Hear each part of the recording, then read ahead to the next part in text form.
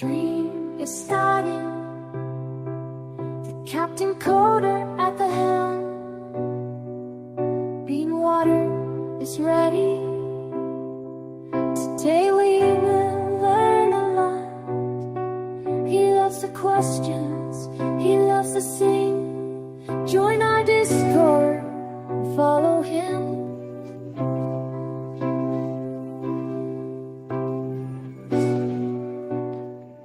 Good afternoon, good morning, good evening, wherever you happen to be in the world. I hope you have a beautiful day. I bet you can hear me now, though. I bet you can hear me now.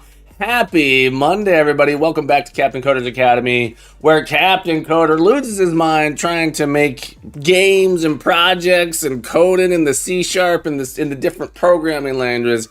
Happy Monday, everybody. Hope you're having a beautiful day out there, wherever you happen to be. So great to have the whole crew here with us. Every day I can wake up and code. Any day I can wake up and code is a beautiful day, and today is no different because all you wonderful people are here. All you wonderful people are here. Thindle with the not first. That's okay. That's okay. Mooniz, I thought, oh, there it is. There it is. Mooniz. Dramulx is getting close, though. Dramulx, I saw Dramulx's points. Dramulx is getting close to creeping up on you. Creeping up on you. Dramulx, how many points do you have? I'm gonna get you. He gonna get you, Mooniz. He's gonna get you. It's so great to have the whole crew with us on the holy camole. That's a close race there, Mooniz. You gotta start coming back to the stream more often. I kid, of course. That's funny. Oh boy, a few more first, and I'm first. It's true, Dramulx. Just a few more. Dopamine. Oh, I got that fix. Thank you for that dopamine. Dramulx randomly get like 10k points for nothing. He's answering the quiz questions. He's answering the quiz questions. He's interacting in chat. You get double points for being active in chat. Dram is one of the most active of the actives in the activeness. It's so great to see the whole crew here on this beautiful morning for me, afternoon for you. Nerd Waffle, sorry that you got robbed by Dramulx. Dramulx, congratulations on your first Corfless. Have a beautiful day, my friend. Have a beautiful day. I hope you have a wonderful one. We'll see you soon. Code, thank you for the hat redeem, Thindle. Let's get a hat on this stack. Let's get this hat stack started. Oh yeah, look at that hat. See, look, Thindle. You're doing pretty good too. 5,000 points, not bad. Siler Atomic, it's wonderful to have you here. Siler, how's your game coming along? Tell us, how's it do? How's it do, my friend? I hope things do well. Code Monk, it's always wonderful to have you here. Don't worry, if my mic was going off on the opening screen, I would want to know. I would want to know. So thank you for trying to inform me there. I was like, oh no, is my mic coming through? That would be rough. That would be brutal. I don't want that. Mooniz, it's always wonderful to see you, my friend. I hope you're having a beautiful day. The Lumen, welcome back to the stream. Code Monk has a total of 1 JDs. It's true.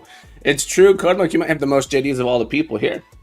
This is intense full energy from the get-go. The Lumen, we got to get that dopamine. It's that dopamine fix that we got in there. It's coming along slowly. Thank you. Getting A-star implemented. Fantastic. Thindle, thank you so much for being here, my friend. I hope you're having a beautiful day. Smab, thank you for the pull request. We're going to see if we can get that merged in quickly this morning. Omni Digital. Howdy, Omni. How you doing, Omni Digital? Great to have you here. Omni, what have you been up to lately? I hope you've been well. People don't hate you, Mooniz. Mooniz, I love you. I love you, Mooniz. Look, how could someone hate the moon? It's so beautiful and full and up there in the sky. It's filling us with wonder. Smab just gave 10k to start. Oh, did Smab? I missed it. Oh, no. Look, Smab's I like to think of Smab as a peacemaker. I like to think of it as a give Smab. Very well. All right, Smab opened up a pull request here. Smab, I like this pull request. We're going to take a quick look. Smab wanted to, so currently in the game, or in the project, our input just has a board like this. Just has a board like this for loading up the board. You can give it an ASCII board to say where things go. And then we sort of have to do this weird configuration. Not necessarily a weird configuration. We have to do a configuration for the other parts.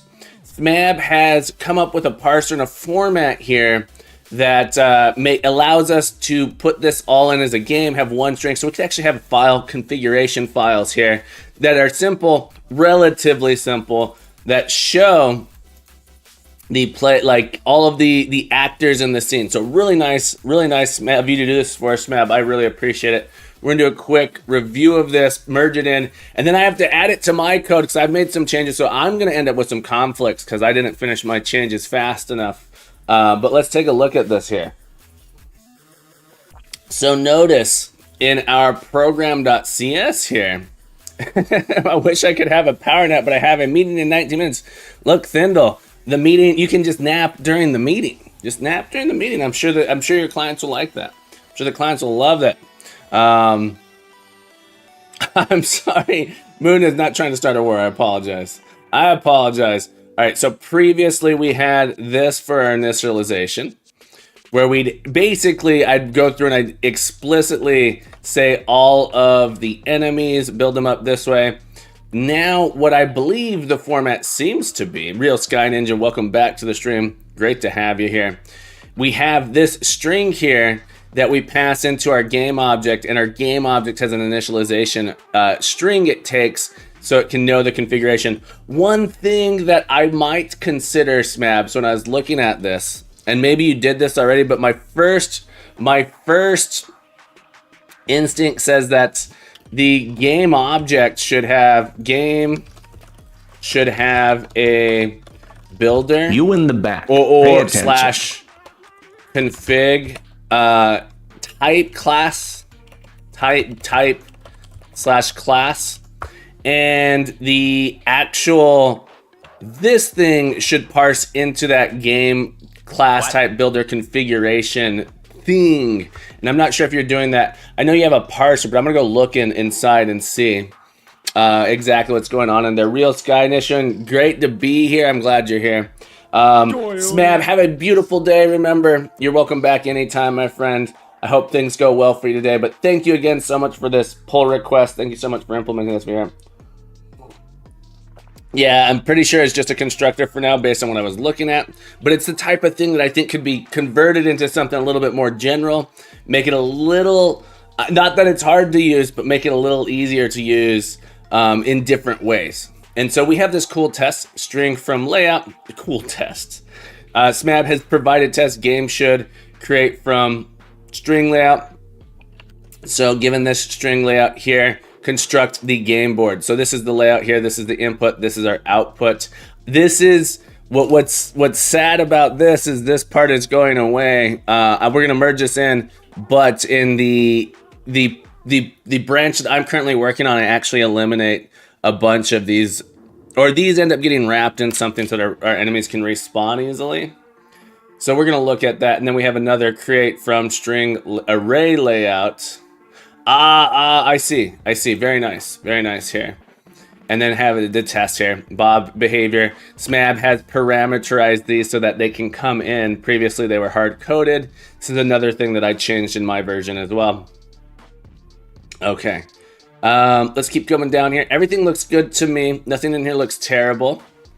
Nothing in here looks bad. Smab always produces beautiful code, and I really, really appreciate that. Okay, game. What's going on here? Game. Oh, this is just a constructor. Okay. And I might pull this. What? This is a private static enumerable parse actors. BK, great to see you again, my friend. I hope you're having a beautiful day. BK Dev, everybody. If you don't know the BK Dev, you got to get to know the BK Dev. How you doing? BK, what have you been up to? How are your projects coming along? I know you're working on your portfolio. Are you still working on your No, you're working on a Twitch game, right? You're working on a Twitch game? Tell us a little bit more about that. Yeah, this looks good. I like these changes. I think it's going to be really well. It was in a separate class factor before, but I matched the code to the way you were doing it in board. Gotcha. Yeah, I like it. This is fine. We're going to get this merged in real quick. We're going to get this merged in. I really like, it's pretty clean. I do think a builder class would be appropriate in the future. because just the decoupling of it. Have a beautiful day, Smab. Thank you for being here. Let's get to me. Thanks again. I appreciate it. And then let's get that merged in. Pass all the checks, added some tests.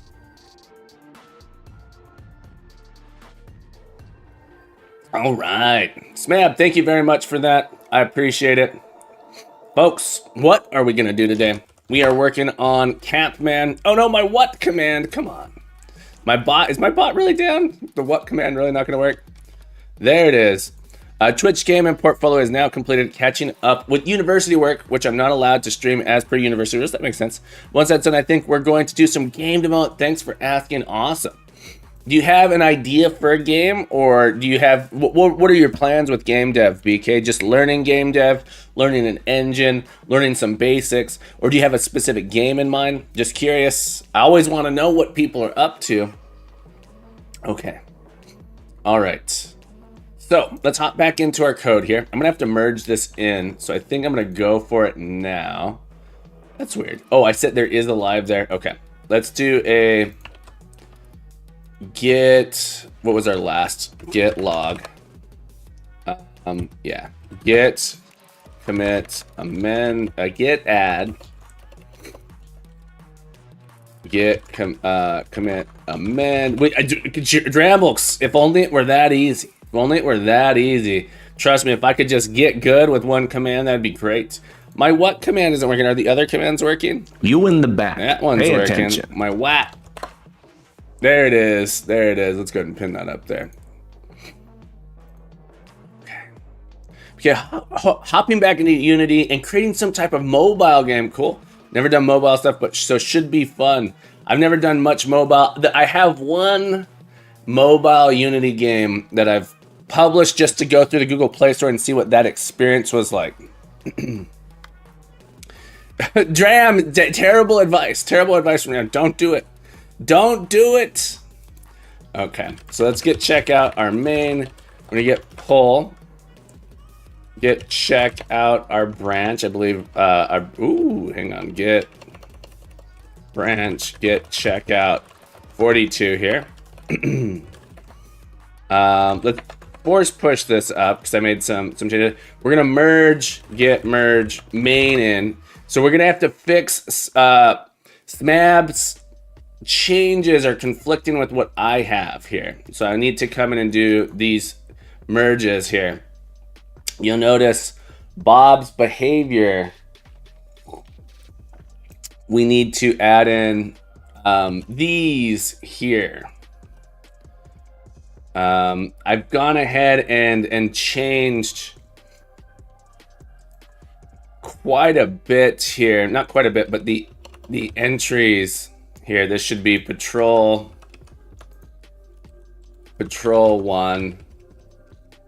Hang on. We need to go resolve and merge editor. Here we go. I could make a template so I can just throw out new games. It's kind of chill. What was the experience like with Google Play? Google Play was easy. Yeah, super easy. It takes some time to get your product out there, but the experience was relatively easy. I didn't think it was very difficult. Let me say that.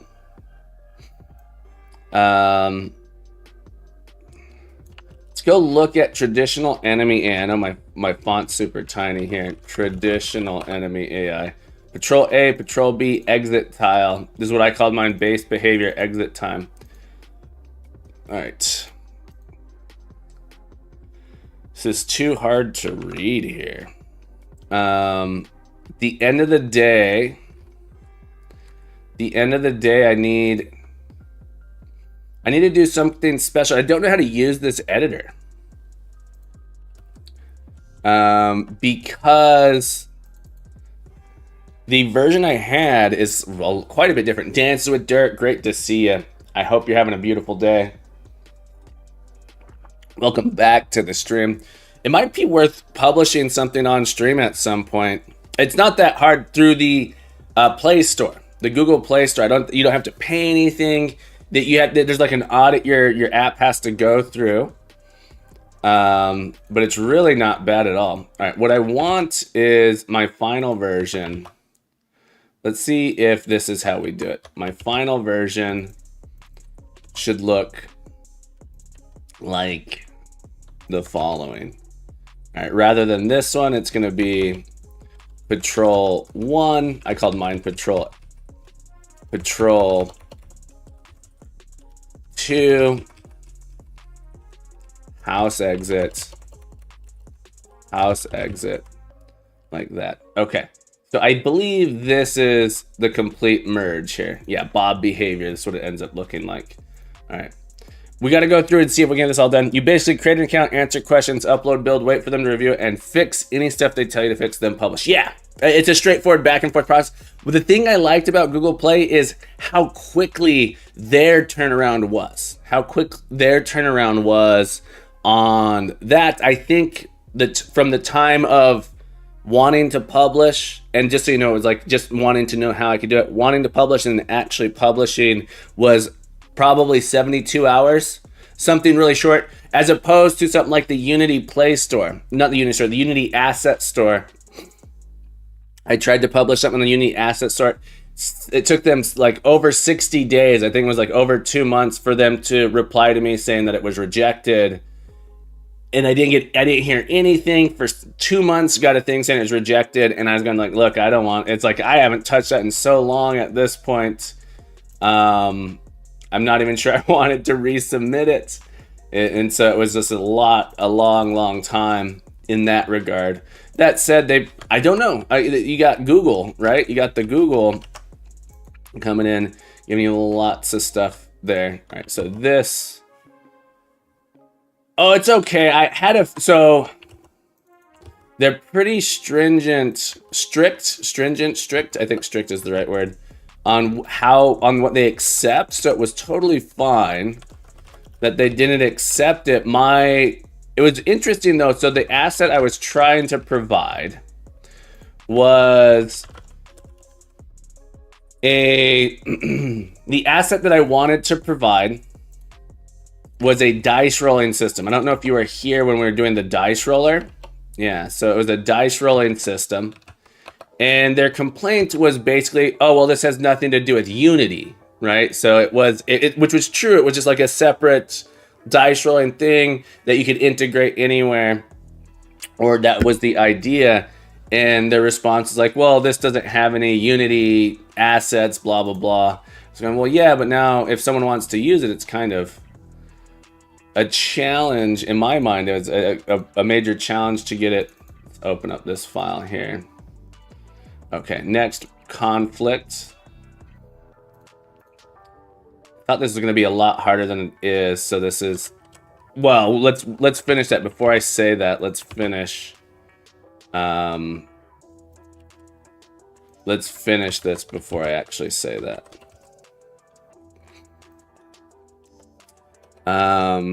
Because I was thinking... I was there for that, can't super remember, been here for a long time, that's fair. I know you've been here for a while, and so that's why I was thinking you might have been here when we did some of the dice stuff. Made a little library for doing dice notation with strings. We wrote a dice rolling programming language. Okay, Hyper, welcome back to the stream. Moon is with that followage. You're old. You're old. You've been here almost as long as the captain's been here. I need to have, is there a command? Do I have followage? Followage. It's not following the channel. Am I allowed to follow my own channel? I've been here longer than the captain. Let's see. Can I follow my own channel? There isn't an option. Okay, so there isn't an option for me to follow. Okay, well now I know. So I just is there something I can check to see how long I've been streaming? Like, what was my first stream date? Hang on, we can do this. Let's see. So I just wish it would show me in days how long I've been streaming. What would I go to? I think if we go into, achievements, it says like the first day I streamed in here. Stream 2 days in 30. So new day, new stream. Stream for 4 hours in the last 30 days. Reached 2 followers. Is one of these. All right. Well, anyway, my first achievement here is really before I consider myself to have started streaming. This was me just playing around with streaming. So November 17th, 2022. How many days ago was November, what is that? 17, 2022. 466 days. Okay. 466 days. That's pretty good. It's pretty good. 466 days divided by 365, roughly. 1 year. All right, then 466 minus 365. 1 year, 101 days. 1 year, 101 days is sort of how long the stream's been around. So in that regard, it's interesting. All right, well, thanks for playing. Just a few days. Enjoy your meeting, do your best, and I hope afterwards you can relax. I'm glad to hear it. I'm glad you'll be taking a nap afterwards. Yeah. Code Monk, you've only been here for 2 months. That blows my mind. I could have sworn you've been here longer than that, but that's okay. It's like I've known you my whole life, Code Monk. I love that you're here. Thank you so much for hanging out with us so much. Okay. What? I think this will do. Complete the merge. Oh, don't be sad about being new here. You're like an old soul to me. I feel like you've been here forever. I love it. The amount that you participate is like makes me realize didn't realize you'd only been here for 2 months. I love having you here. It would be so different. I would feel so different if you weren't here. Because I think I've been here slightly longer than 9 months, but I refollowed for a song. That's funny. Yeah. Okay. So now we have this one. Okay, another one. Merge conflict here. Resolve and merge editor. Yeah, Moon is from what I understand, Moon is I'm not gonna call you out on it. Go. It's okay. Complete. Oh, I didn't mean to complete merge here. Real Sky Ninja. Fun fact: I watched Cat for like 10 days before following. Yeah, I think a lot of people are a little bit don't like the way I do things initially, but I reel them in. They're like, oh, there's too much happiness here. Real Sky Ninja, you've been here for over a week. Holy cannoli, that's amazing. Hyper, welcome to the stream. Welcome. No, Hyper, thank you for the sauce is what I meant. Look, Captain Coder just has like random things floating in the brain that just pop out of my mouth. But we love having you here, Real Sky Ninja. We love having all of you beautiful people here. Look, we get a lot of people coming in, coming out, going through, being around, being here, being there. Kevin AI is what I changed it to. Because this is frustrating. I needed to add in. Is that right? All right. Well, we're gonna take Smabs. I think we're gonna take Smabs here. I did change it. Let's accept Smabs. How do I say take? Accept all changes from left. All right. Complete merge. This is gonna break. Thank you for the nice board game redeem during hard AI debugging. BK Dev, thank you for the board game redeem. We'll have to come back to this merge. BK, I'm gonna give you. Do you have a game in mind? Otherwise, I'll give you 3 options and you can pick one of the 3. BK, do you have a game in mind? Captain's choice. All right, I'll give you 3 options. And then you get to choose. I'll give you 3 options. You get to choose. Give me a second here. I'm cleaning out a space here. I just have some controllers and stuff over in this area where I like to show the board games on. Okay. let me fix this merge real quick. .NET build. I want to make sure this compiles. I have a feeling it's not going to compile. Okay, it compiles, which is interesting. Let's see if it runs. And if it runs, then I'm feeling pretty good. We could do a board game redeem. It runs. All right, do these guys... Can I kill? I added a projectile. Boom. That guy. Run home. Run away home. No, that guy is really confused about where he's supposed to be going. He's coming for Catman. Okay, so we did break a thing in the AI there. Okay, so I'm gonna make a note to myself here. I'm gonna make a note to myself to fix that AI. Fix the AI here. Open this up. I need a note. Fix respawn AI. There we go. All right, let's take a look. We got a board game redeem. BK, thank you so much for the board game redeem. Let's have a looky-loo. We're gonna pick 3 games and then have you select which one you want to check out. Here, let's zoom out just a hair so we can get a gander. Can see the games a little bit better. Okay. Let's see. We have Ramen Fury. Canoodle, or So You've Been Eaten. All right, so we got 3 options here. Ramen Fury is a game about eating soup and destroying your friends in the process. Rex, welcome back to the stream. Canoodle is a solitaire game of ingenious design puzzle. So You've Been Eaten is a game for 0 to 2 people about being eaten by a giant space monster. All right, so choose your destiny.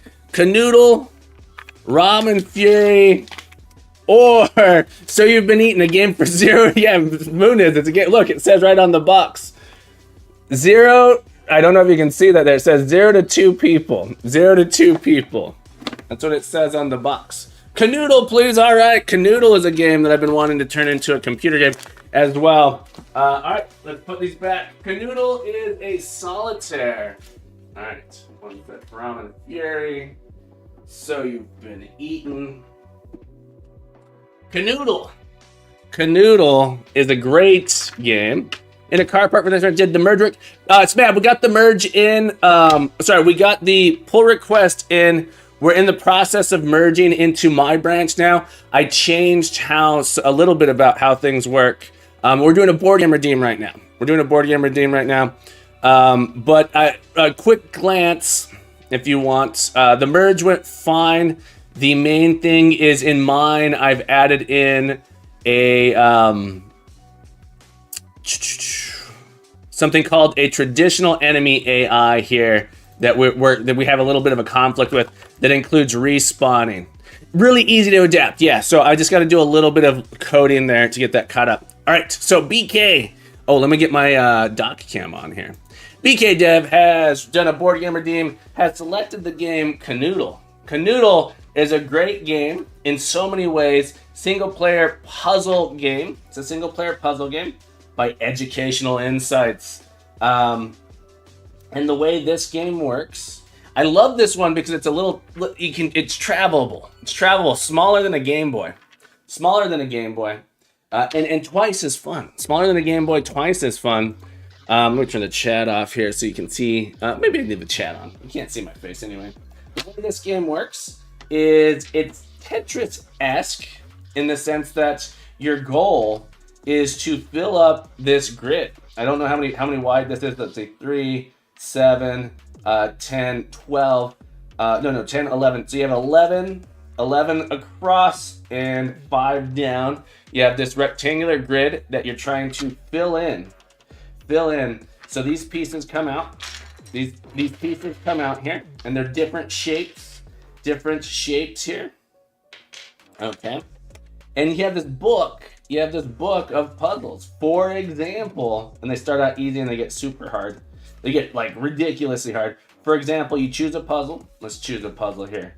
Let's go with one let's go with one that's not too easy. These are level 2 puzzles. And it gives you the setup state. So you say, okay, well, this starts here. This starts here. This one starts here. Here. Yeah. This is another one I want to turn into I think this would be a great educational project, actually. Here, to learn a little bit about algorithms, the types of algorithms you can use. Okay, so we have this setup, and the goal is we have to you have to complete this one. This one's really easy to complete. To complete this one, you just go boop, boop, and we're complete. All right, so level 2s are super easy. Level 5s are probably too hard. Let's go to a level 3. Let's go to a level 3 here. All right, so let's empty it out. So here's the coolest part about this one. It's a 2D game, 2D puzzle game. There goes my piece. Dropped it. Got it. All right, let's go with a level 3. Let's do this one. All right, so we set up the board. Boom. I think this would be so cool because there's so many opportunities for practicing using arrays. 2-dimensional arrays in this one. 4 loops, arrays. I'm just thinking if I were a kid playing it in a car and dropping a piece, yeah, they need to be magnetized. I've played this on an airplane before and had that happen, and that's no fun. So I shouldn't be pouring them out that way. I should be taking them out one at a time and rearranging them. Okay, so here, this one's a little bit more challenging. The goal is to fill the entire board in. Yes, the goal is to fill in the entire board. So these are the pieces we have left. These are the pieces we have left. We have to fill in the rest of this board. Look how colorful this game is. This game is super colorful. This is going to make an excellent educational game at some point. So I might do this. All right, if I do that, I know I can't solve it because there's no way to get this piece filled in. So that one's not possible. I might go like this. Might go like that. No, I can't fill it in. My piece don't fit. Oh, I love this game. There's a bunch of different variations of Canoodle, by the way. There's a bunch of different variations of Canoodle. Let's try that. Oh, no. Board it again. All right, so it's a little bit of a... you can do a little bit of a trial and error. That's usually how I start out. Usually start out saying, okay, can I trial and error this? But at the end of the day, all the pieces gotta fit onto the board somehow. You gotta make them fit in here. And so this, I think a solver for this would be really cool too, because you could say, okay, well, let's go down the path. If I put this piece here, what are the remaining pieces? Like, this is another one where Monte Carlo would work pretty well for a very, very simple, non-efficient, but a non-efficient solver. Monte Carlo here, not necessary. A different AI would be to traverse, do a tree traversal here. Tree traversal would be really good. All right, I'm getting flustered because we're on stream. I should have picked an easier one. If anyone sees the answer, let me know. There we go. All right, okay, so here we go. Red piece above the purple, pointing out at the right side. You think the red piece goes here? Or pointing up at the right side? You think here? So I know this piece above. So it's really interesting. Now we're talking about how to communicate in text chat to a person. A little bit tricky to talk through because you're saying red piece above the purple, pointing up on the right side. Now flip it horizontal. Yeah, but there's a 5-second delay and I can't wait that long. Smoothness. There's a 5-second delay and I keep moving it before you have a chance to try and explain how to change it. So that's the challenge. Captain thinking in real time. So I'll show you how I often 3 red balls above. Okay, boom. Put that one there. All right. So if I go here, the question is, what am I going to use to fill in this spot here? This spot, 2 red balls above the single purple ball. Okay. Like this. Is a suggestion, I think. You're saying like that. Okay. If we do this, Let's consider too much bean water. Maybe there's not enough bean water. So my question is, if I place it like that, maybe flip it vertically. Now I don't know from what state we were in. All right, we're gonna see if I can solve it. I'm gonna see if I can solve it. Munez, you want me to be this way? Oh, you thinking like this? Oh, I don't think that will work here. Okay, so here's sort of the strategy I use to solve these. We'll see if I can get through it. So I say, okay, well, let's try and figure out. This is sort of the algorithm I might try and write, right? And I say, okay, if I put let's eliminate where the pieces can go, just to figure out where this red one goes. Can this red piece go here? All right, so my goal here is to move my red piece around and try and find a spot where it can end up.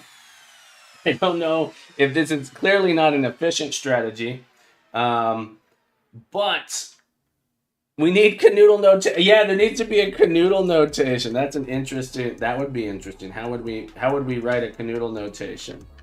How would we write a canoodle notation? What would that look like? Hang on, I found it. Boom. Munez, I don't need you. Munez. Munez was like, hey, put the red piece above the purple piece in some crazy way. Nice try, Munez. You can't foil the captain. All right, so this game is, wait for it. Munez canceled. It's true. Munez, nice try. All right, so check it out. This game comes with, there's the 2D version. It is not. Look, it's above the yellow piece, Munez. It is above the yellow piece. It's above the yellow piece. All right, and you can look. Oh, sorry. Technically, you're wrong. Technically, it's above the yellow piece. All right. So if you take this purple. All right, so you take this, you flip it over. Look, now you got this little tiny grid for 3D pyramid puzzles. So in this one, they give you a setup, and your goal is to they have a picture of the pyramid. In the 3D version, your goal is to complete a pyramid. So let's go ahead. It says, this one's a little bit trickier to set up. It says to do this, then that. Then this is going to be the easy one, then this, then that, then this. Okay. Then we do this and that. It's interesting. And this. And did I do this in the wrong way? Hang on, something. Oh, I'm missing this piece. And that. And this. Okay. And then that. Okay, so this is saying, it's hard to see here. Let's see if we get third dimensional. Oh, move that light. It's a little too bright. We got third dimensional. This light is too bright here. We got the third dimension here. And the puzzle now is, can you make a pyramid? And so this is the easy version. You take this piece, you put it here, and it's a perfect pyramid. The pyramid needs to be completely solid all the way through. And so we have a pyramid that's completely solid. So it has 3D puzzles as well, which is pretty cool. This one's much harder. Yeah, so the piece goes diagonally there. The 3D puzzles are much harder than the 2D puzzles. That said, the 2D puzzles also get really hard because you end up in like these crazy ones where you can't brute force it. You really have to think hard about it. Okay.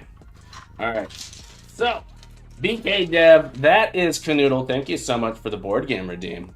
I think this is a game that I would like to turn into a programming project because it is great.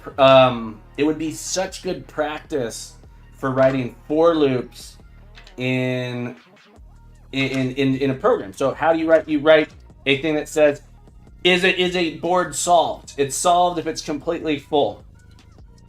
You can write a solver for it as well. Thank you so much for the redeem.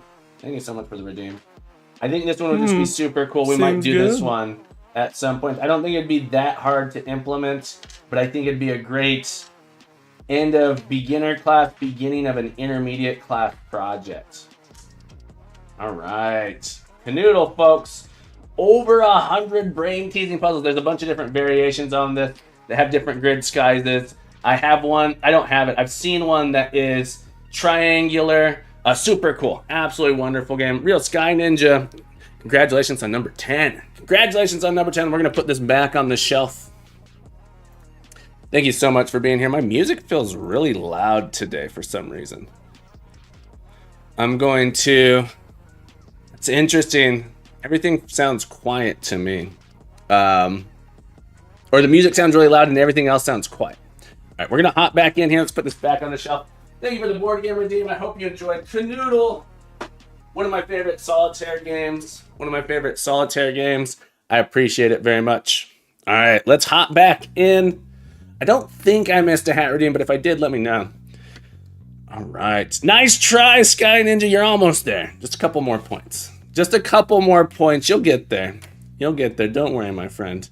You're almost there. Maybe if you guys, maybe a handful of you can pull your points together for that Lambo redeem. For the Lambo.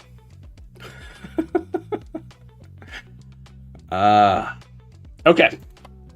So we are going to finish up this AI here. And yeah, we need to be using the traditional enemy AI. This is what's going wrong with this one, is the traditional enemy AI includes this respawn behavior in it. And so we want to, I created a Kevin AI behavior. Kevin is our targeting AI. So this is really the crux of what's going wrong here. You're so close, Real Sky Ninja.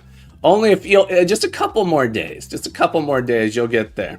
You'll get there. Okay. So you'll notice this guy, when he gets grayed out, that means he's technically not alive. Grayed out. Not alive, can't hurt Pac-Man when he's respawning, when it's respawning here. But this AI doesn't know when it's dead to come back here.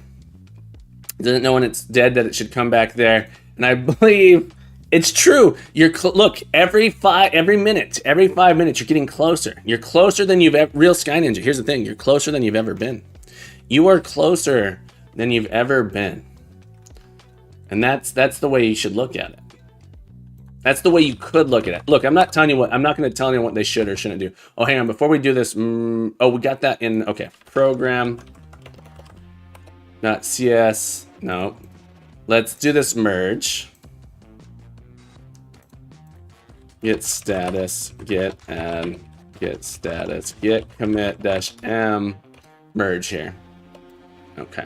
Now I just got to fix the little issues that we have here. So we go back to our program here. The crux of what is happening is the hinge is what's happening is related to selecting target player rather than Kevin AI. The Kevin AI, because the Kevin, this is interesting. Start position, Kevin AI. Let's look at, what did I end up calling him here? BK, you're welcome. Enjoy your lurk, my friend. Thank you so much for the redeem. I love being able to show that stuff off. I have so much fun with it. I don't know if you can tell, but I have a passion for board games. So anytime someone wants to take a look at them, it gets me super excited. I'm always happy to share them on stream like that. It's super fun. I really enjoy it. Okay. Decline enemy behavior. So for sure, target player is not the correct thing to choose here. So let's go look at our parse that SMAB has created here. So no longer want target player. Bob AI behavior is correct. Yes, target player AI is fine, but really we want, I named it Kevin. I named the AI Kevin. So we're going to change this to Kevin. And it's going to be a new Kevin AI behavior. And we need to adapt Kevin's AI behavior to have these arguments. So patrol A, patrol B. So we're going to look here. We're going to match this here. Okay. That's not what I meant to do. Let's open up Kevin. Oh. Let's open up Kevin AI behavior. And this will be Patrol 1, Patrol 2, house exits, targets the player, and then this guy starts on the outside of the house. So there's like some other stuff we need to kind of do at some point to explain that that's not what I meant to do. That's okay. On this line with Kevin, we're going to have to do an int. Several things that we have to do. The starting position is interesting. Let's take a look here. Let's go look at actor start position, speed, current direction. Great. So we do have that's for Catman. Else, if it's an enemy behavior, we need to know our initial start position for the Kevin AI. Let me look at this format that we have here. This is interesting. Does this get pulled in? Are those even being parsed? Position, starter, actor. Behavior param 0, 1. Okay, so I am seeing it here. Dances with Dirt. Enjoy your lurk. Thank you so much for hanging out. Remember, you're welcome back anytime. The Kevin AI. Okay, Smab, thank you. Thank you. I see it there now. Okay. That's exactly what I needed. So Kevin AI behavior. And I renamed Whimsical to Bob. So we're going to have to switch that to Bob as well. So the Kevin AI behavior should be this. Okay. So another thing in a waiting room. Gotcha. One thing I was thinking, Smab, is I understand we're doing that. I like that it is in the string format here. This is where like a builder would be good. These are potentially complex enough that like a JSON file or something might make sense. They're so similar right now that it's okay. They're so similar right now, it's fine. Especially now, they all have the same. You'll know. I think you saw this already. They already have the same here, minus things like this. Enemy actors behavior param 6. This is interesting. Let's look at that real quick. Targets player. Actor. So we have an array. This is a dictionary maybe? Yeah, dictionary here. I like that. So it can reference the previous ones. Okay. This is going to become Kevin. Enemy. This should be, where did the word Kevin? Else. This behavior.to lower invariant. Okay, this should be Kevin. And it has additional parameters here. So, because when Kevin dies, Kevin has to go in and it has a patrol internally. Okay, there we go. So Kevin will have this. Let's go into our test as well. Kovalaki, wonderful to have you here. I hope you're having a beautiful day. Welcome to the stream. Welcome back. Man, VLC's being really annoying today. It must have had an update. I think I updated it. It's doing things that it normally doesn't do. It keeps having pop-ups on my screen that I don't like. Every time it changes tracks. I might turn it off because it's really bothering me. We might switch to a different music player just for today. Let's go into our test. And there's two things here. We have a Kevin, Bob, and you have Clyde. I thought I named Whimsical targeting. Whimsical AI behavior. Okay, so I didn't give this one a real name. Gotta have your SCA music. It's true. It's true. VLC feels like it's really loud today to me. I have my volume super low and it feels really loud, and then a bunch of things keep popping. Every time it changes a track, it blocks the chat. So I'm not sure what's going on with that. So I might have to take a little break here to fix that or change it out. We'll see. But yeah, Kevin here goes into Kevin AI. Is this the correct? Yeah, so Whimsical AI behavior, it's fine. Clyde AI behavior is fine. Bob AI behavior is fine. Kevin is doing the correct one now. These set their positions in this way. Let's open up the game should test. Okay. And the thing I want to change in this test, so we're writing the tests. Right into the test is interesting. Kevin enemy should be Kevin enemy down here. Our Kevin line. Oh, this is interesting. Create from string layout. This is interesting. I'm assuming, so you have it in Smab. I'm not sure if you can hear or not. So in this, you have a slightly different format than here. I'm assuming it's mostly looking for the commas, and so that formatting doesn't matter.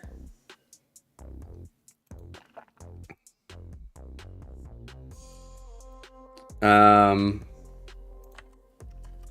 gonna go ahead and take this full string here. That is interesting to me.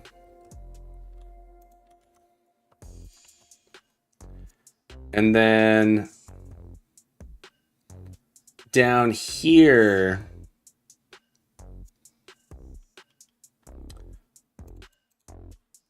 Kevin enemy.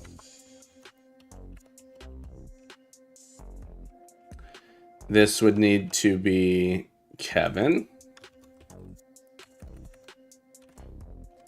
And then these parameters.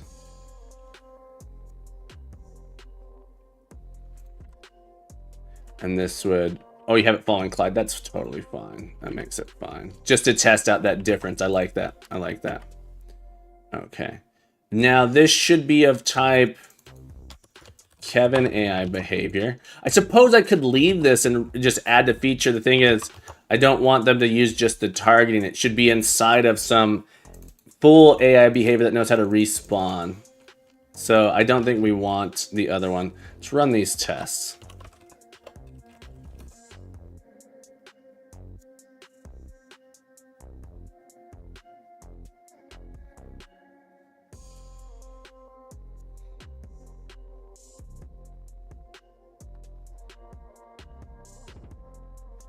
Okay, so the test passed. Everything, that means everything works, right?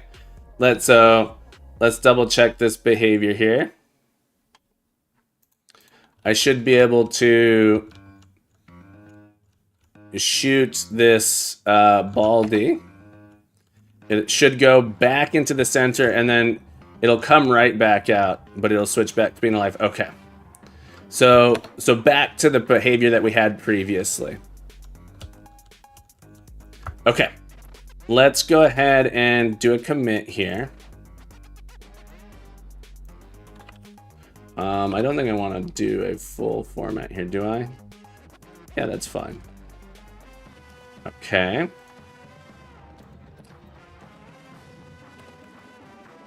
I really like this map. Thank you so much for making this pull request, implementing this parser for us. Very much appreciated. Okay.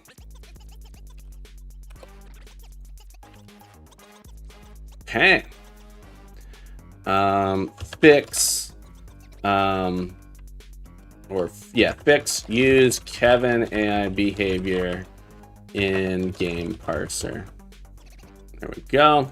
Commit that in. Okay, so we're super close here. We're gonna write some tests just to make sure everything's gonna be fine. But let me show you what's going on currently, and what we want to accomplish next.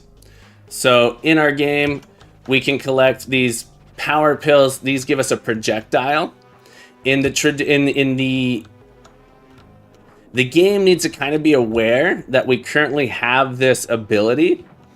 And what I want to have happen is, while we have this ability, the enemies run from us. Zachy, welcome back to the stream. The enemies will run from us while we have it. So that's one thing. So we can destroy them with it. Then when the power is going to have a certain amount of time that we can have it, I want to be able to, during that time, you can collect the projectile. You can pick up the projectile that's out in the world and reuse it. You can't just keep firing it. You have to pick it up. So the projectile needs to end up somewhere that you can collect it afterwards. And it's for a limited time. While you have it, the ghost should be scared. Also, Proton, holy moly with the raid. Thank you so much for being here, Proton. Oh, Proton. Thank you for raiding me today, Proton. Thank you, Proton. Hope you're having a fabulous day. Oh, Proton has raided, and I gotta say, thank you so much for being here today. Oh, Proton, thank you for raiding into me. Proton, thank you for the raid. Folks, if you guys don't know Proton, go give him some love. You might find you enjoy that chiptune magic. Chiptune magician over there. All right. I hope you had a good stream, Proton. If you got a raid and run, no worries. I know you got a lot going on, but thank you so much for being here. Zach, it's always great to have you here. So I have someone to sing to. But yeah, we're making a Pac-Man inspired game. This is Capman. And so it's different. Capman has projectiles. This guy's really doesn't want anything to do with Pac-Man right now. All right, so next level in, and then the level restarts. Okay, so that's what we're doing now. Right now, I want the projectile to only last a certain some amount of time. Okay, so when we run out of that time, it goes back down to 0. So there's a couple things. Let's look at the game should. Oh, we need to merge these together. I have two tests here. Is that projectile rigid? So we're not in Unity. So if you're referring to using a rigid body, it doesn't use a rigid body. It's the way we sort of are doing our own version. We're doing an engine agnostic and an engine-less implementation of Pac-Man here. I'm gonna move this into this class here. Do a format on that. All right, it's driving me crazy. 1 second. VLC, what are you doing? Turn off all notifications. There it goes. Is that what you're referring to, Zachy? Are you asking if it is using a rigid body? If so, we don't have rigid bodies in this implementation in the engine we're doing here. So there's no gravity or physics applied to it. It does have a bounding box that does collision checks. Okay, so our tests are passing again. It's fun when you can't pass through it. Makes you limit your project. I'm having a lot of fun. So the main goal of the project is create an engine agnostic one, and then we can put it in a couple different places. Unity might be one of those options, one of those places where we end up putting it too. But we'll find out. I'm not sure. All right. In my game should set projectile when moving over power pill. So our player has a projectile. After have a power up duration, something along those lines. So the question sort of comes down. There's a question I have. All right. So I have my player should. So my player actor has projectile, but really that is just saying whether or not we have this create projectile, fire projectile. I'm not sure. This feels poorly named, but we have a create projectile function attached to our player. the amount of time we have this, who controls that is a question we need to ask. Does the player know how long it has it? Is it part of the game? I think it's part of the game.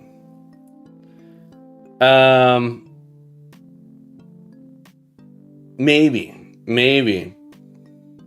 Although, so there's this idea here. We might have one place we might put it is player actor here has power up time. The game could set how long you have the power up. The player is able to remove it from itself. That feels like a reasonable place to put it. Another option would be in the game. So the reason I think I kind of want it in the game is our enemies, when the player has a projectile, the enemies should run from the player. So there's a question we have to ask. There's a question I have to ask. Say, what do we want the behavior to be? So I collect this, and the enemies, I have this for a limited amount of time. When I fire it, do the enemies continue running from me while I go collect it? I think so. I think that's what I want. So after I file, so right now there's a bug. Maybe not a bug. This projectile just stays on the screen here once it's reached this position. I don't want it to damage enemies. So there's this, we kind of have to do something about that. It shouldn't damage enemies when it's sitting there. We might make it so that way you just get it back again. But I want, my idea is you go collect it. You're able to go pick it up. You're able to collect it.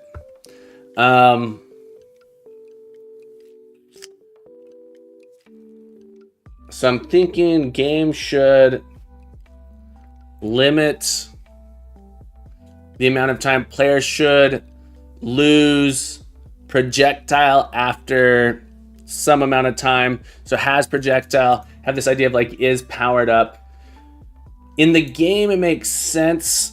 I think it makes sense in the game for a few reasons. The game needs to eliminate. Yes, so the projectile should only damage prior to hitting a wall. So if I fire it, it can take them out until it has hit a wall. At that point, it should stop. So I'm thinking about, I'm considering where do I put the logic for how long the player has this power up. So after they collect this power pill, what I'm thinking too is this is actually going to be like a superpower. This turns on their superpower, and depending on which hat they're wearing, they have a different superpower or downgrade or something along those lines. And this just activates it. This is like Popeye's spinach, just activates it. The question is, where does that information get stored? I think it gets stored in the game rather than in the player. One place to put it would be in the player, but I think the game is the place that should know about it. The game knows when it was picked up, how much longer we can use it, and then when we run out of that time, it actually clears out all of the projectiles from the screen. It'll go ahead and remove all the projectiles and then set Catman's fire ability to none. So I think that's where I want to put it. So game should, this is the test run, right? Fact. Public void. Game should limit amount, limit power up time. Okay, so the player should only be able to, game should be able to have projectiles.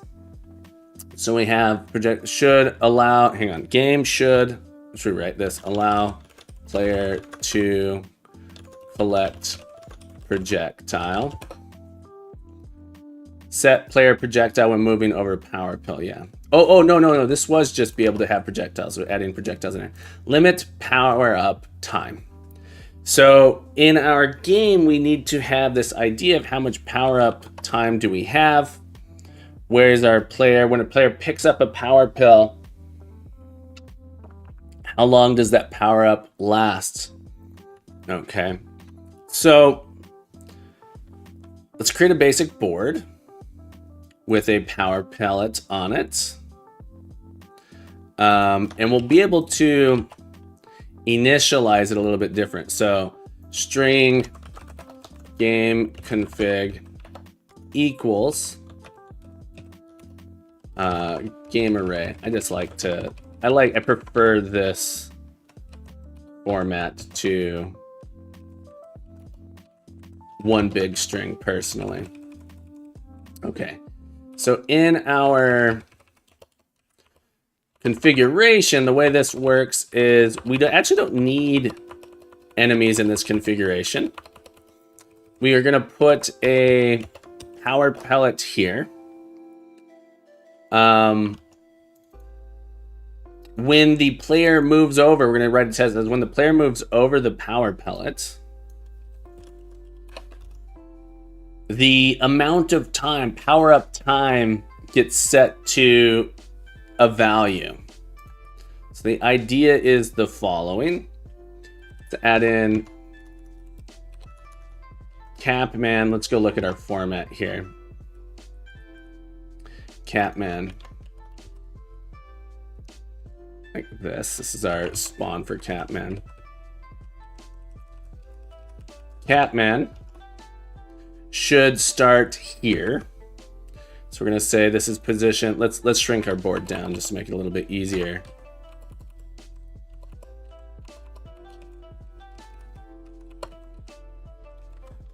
That. Oh, come on. Okay. And our start position will be position 0, 1, 2, 2, 1. Set our movement speed to 1, so that way when I do an update, it takes 1 moving down. We're going to say we're going down like this. We create our game.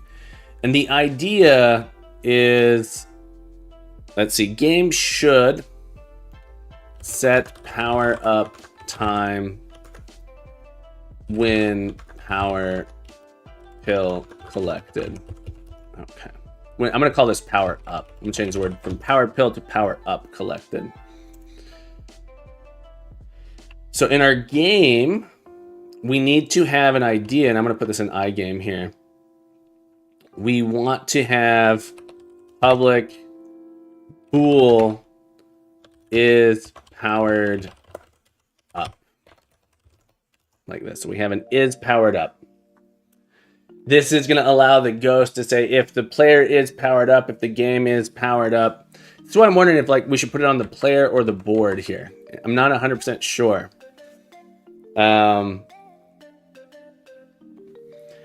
I like the idea of the game tracking this state because it'll make it easier to clear out the projectiles afterwards. So if bool is powered up here, another option would be to have a thing that says, so one thing I do need, bool double powered up time. So the amount of time the player remains powered up after collecting a power up. Okay.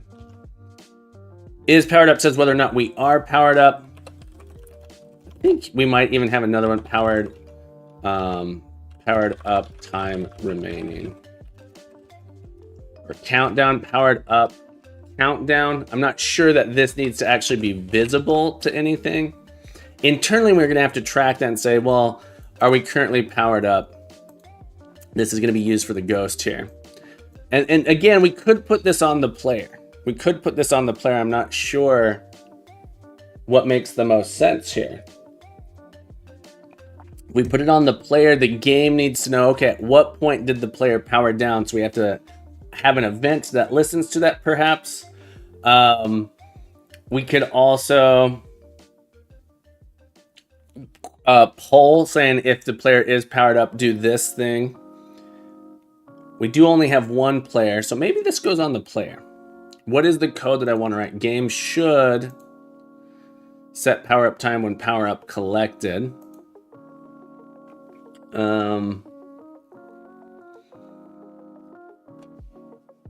Considering players should have limited time to use. So I'm thinking about what are the tests. Players should have limited time. Game set power up when power up time when power up collected.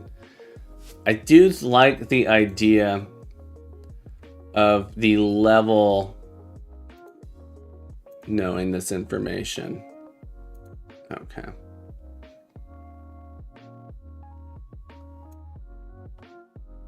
Do we need this here? Should we go in our player actor? The player could know. Game should set power up time when power up collected. All right, so let's write this test here. Game dot update 1. This forces us to tick forward 1. Since our speed is 1, we will move down into this position, collecting the power pellet. One thing we could do here is we could assert that before we've collected it, we don't have the power up on.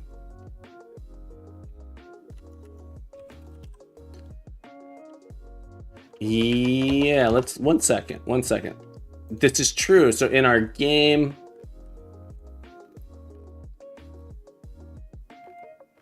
we set the player, listen, check dots. That is where we create the projectile power there. One thing that's interesting is I need to, okay, we do reset the player here. Okay. Game should set power up time when power up is collected. Let's go with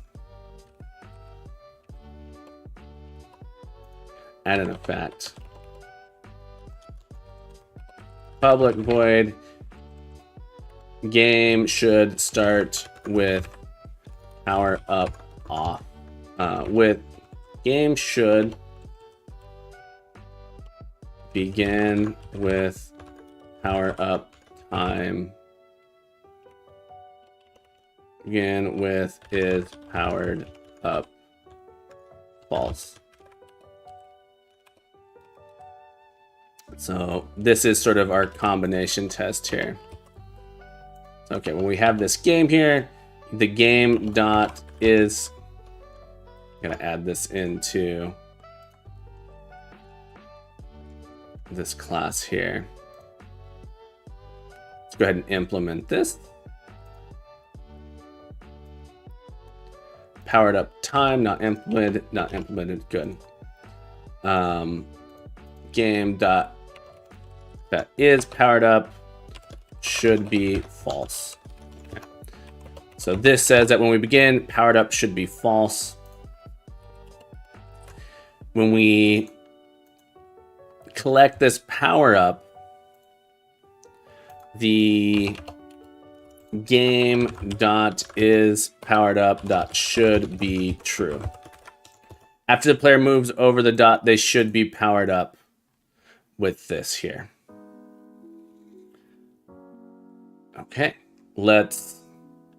this test will fail because they're not implemented, but let's just run them to see that.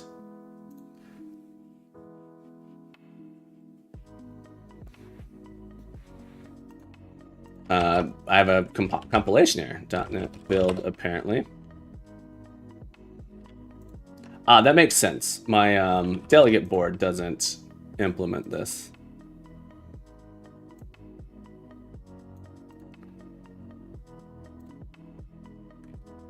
There we go. That's interesting.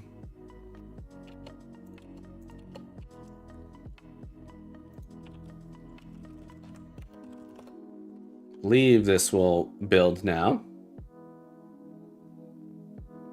Okay. Let's run these tests, make sure we didn't break anything. And more specifically, the game should is what we're looking at. These ones should fail. Everything else should continue to pass. Begin is powered up as false. Yes. Makes sense to me. The implementation that I want to do is we're powered up if we have, I'm going to have an internal private double powered up time remaining starts out as 0. And is powered up will be true if powered up time remaining is greater than 0. So this will tell us whether or not we're powered up. We have some time remaining there. This, I think I want to have a get set on this, so we'll be able to modify this value. But I'm going to go ahead and set it to 30. Feels like a way too long. Let's go with 7 seconds. Let's look at how long. There's like a modifier. How long does Pac-Man stay powered up? Power pellets. I know as levels increase, the amount of time gets decreased. Power pellets. Duration. Time. 2 times at the first. Time frames. I'm surprised. All right. Pac-Man power pellet duration. 10 seconds. 10 seconds. All right, so we'll do 10. Okay, so one of our tests should pass now.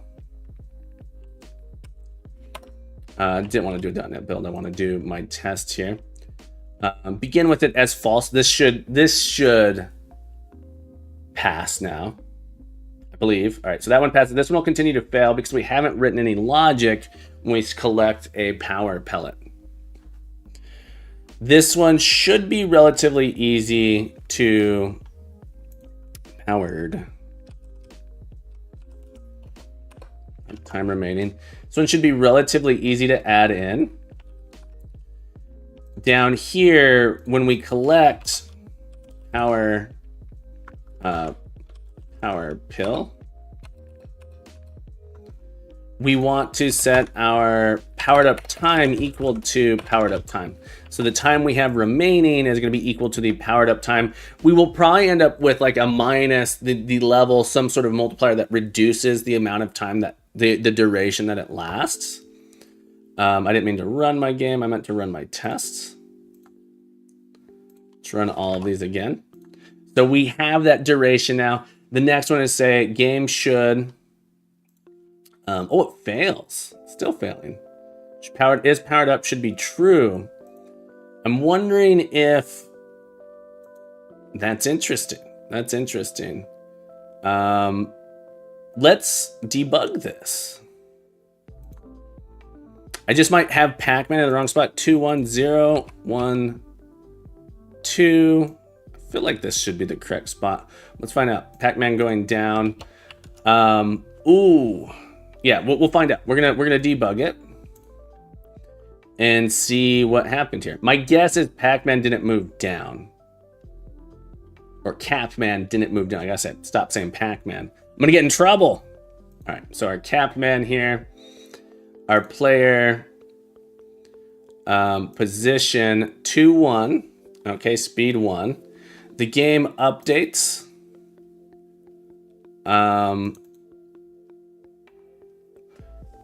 The switch going up. Sorry, I wasn't paying attention. I was playing the game. Is every round? I believe so. So you don't get any points for killing enemies yet. You don't get any points for killing the enemies yet. You have every dot's worth 10 points. Every power pill is worth 50 points. So I don't know what the exact calculation is, but it should be the same amount every round because you don't get points from destroying enemies currently. So that will be something that we may need to fix. What's interesting, okay, let's look here. The current direction is left, and that one's interesting. That one's interesting. We don't need to always start going left. So this tells me that Catman shouldn't always go left. Let's add in a down here. Wonder if this will parse in properly. Catman. Player current direction should be down. Okay. So I think we discovered another little bug here. Or a bug in our parser. We're going to fix it real quick at the same time. Oh, it still passes. I wonder if it is the... Let's go look at our player actor, constructor.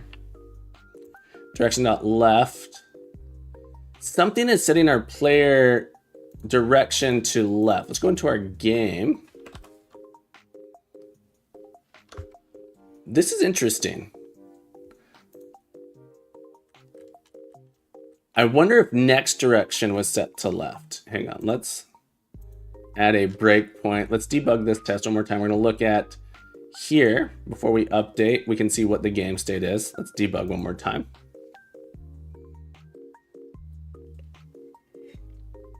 I hope you enjoyed the game so far, Zachy. We're slowly making some progress on it. It's been a fun project. Player. Next direction is left. Current direction is down. This is interesting. I want the... What is manual doing here? This is the player behaviors manual. Current direction should be left.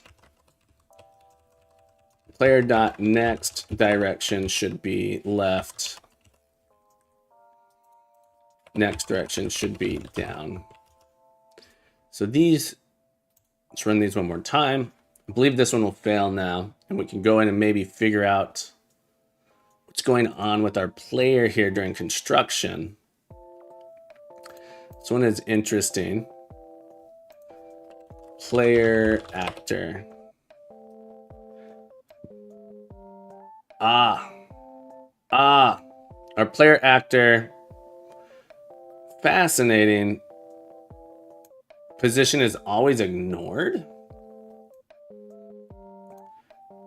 We shouldn't do it this way. We should have a constructor here that takes in a position, start position, double speed, direction, direction. Here we go.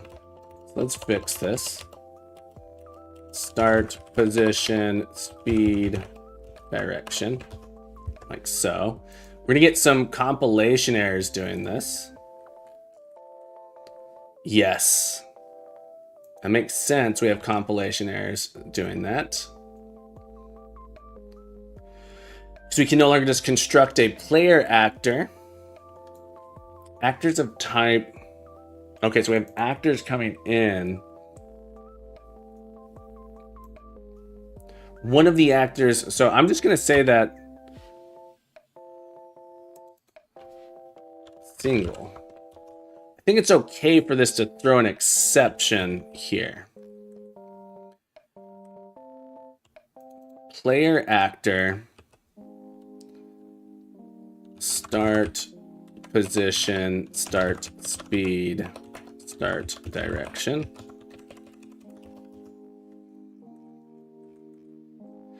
Player down here, we want to start speed, yeah. So this needs to be a clone player.start. Does this have a start button? How the Catman going, Moonray? Excuse me. Happy Monday, my friend. Great to see you. I hope you're doing well. How is your Bullet Heaven game coming along? Hope it's coming along well. We need to remember our player's start position. This is interesting. Our actor doesn't have a start position stored in it. Public position, start position. Position like this. That's going to cause some issues in our enemy actor, I believe. We can get we don't need that anymore. And so now we can do player.start position here, player.speed, player.start direction as well. Direction. We need this. So in our actor, I think it is fine to do a public direction. Let's make this a might need to make that a set. I don't need it a set yet. Start direction. Let's group these together. Going well, just added hit points and cleaned up a bunch of stuff like local cooldowns for weapons, got a whole trait system going. Very cool. Very cool. How long have you? I know you've been working on it for a while. The progress on it, when can I expect to be able to play it? I want to check it out.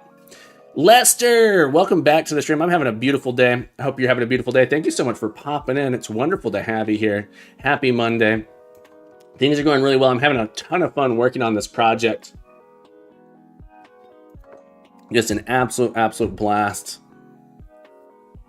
And getting people making contributions has just really inspired me to try and make it better as well, and focus on my own coding practices. All right, so I need to look where I have compilation errors. Let's do a build here. Find all of our compilation errors. So there's a bunch of weird stuff like this. Let's reload our window.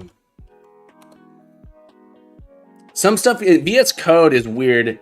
It has things just like getting caught up in the project. Where it says the Rust version I only started a few months ago, but hoping for a public demo by mid-year. Awesome. I can probably let you have a go early once I have the level up upgrades loop though. Very cool. I'd love to check it out. Feel free to send it along when you have a chance. You have a Unity. I know you switched to Godot at some point, and I know you were working in Unity. What I'll ask is, or something I always like to know is, which one do you like the best? Which one was the most fun to work on? And maybe we need to finish the Rust one before I can actually ask this question. But what has your experience been like with it? 3Key Girl, welcome to the stream. It's wonderful to see you again. I hope you're having a beautiful day. What you got cooking this week, 3Key Girl? What do you got cooking this week? All right, player.start position, player.speed, and player.start direction. Thank you for the hat redeem. Let's get a hat added to this stack. Thank you so much for the hat redeem. Boom. Get it on there. Mick Nets, welcome back to the stream. Hope you're having a beautiful day. Welcome back. Happy Monday. I'm thinking about making stuffed pork loin tonight. Pork loin. That sounds good. Sounds delicious. Sounds delicious. Oh. I don't eat a lot of pork. I used to make like slow cooked barbecue pork. That's most of my experience with pork has been like pulled pork, slow cooked pork, smoked pork. Stuffed pork loin sounds good. McNats, how have you been, my friend? I hope you've been doing well. Works Bend followed me, and I'd like to say thank you so much. Works Bend, thank you for the follow. Welcome to Captain Code Academy. I hope you're having a beautiful day. Okay, let's have a little look here. Oh, I thought I put it on. Oh, there it is. I'll do another one. 3Key Girl, I'll do another one. Look, I'll get you a second one. Look, you want a second hat? This hat's just for you, 3Key Girl. Free of charge, double the hats. What, 2 for 1. Give you the 2 for 1. No worries, 3Key Girl, it's easy. I miss them all the time too. Moonray says, Godot was probably the most fun due to GDScript. Cool. Unity was interesting to use its ECS, but Rust was best for performance. Cool. It's what I wanted, so I can basically squeeze the most amount of enemies out of the game. Rust is most difficult, but once I got over the hill, it feels smooth and much faster to develop now. Very cool. In your 4th parked car, Smab, how many cars do you have? It's going well. I got them put in. So I am currently refactoring our player here to accept these arguments. So I'm trying to write the following test, or I'm trying to implement the following. Begin with powered up is false. Set power up time when power is collected.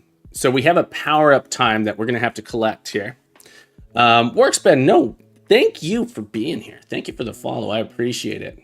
If you have any questions, don't hesitate to ask. And I'm pronouncing your name wrong. Feel free to correct me.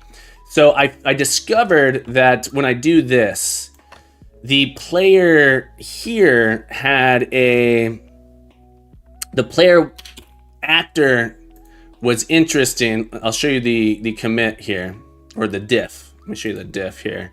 Our player actor here was always being set to this position.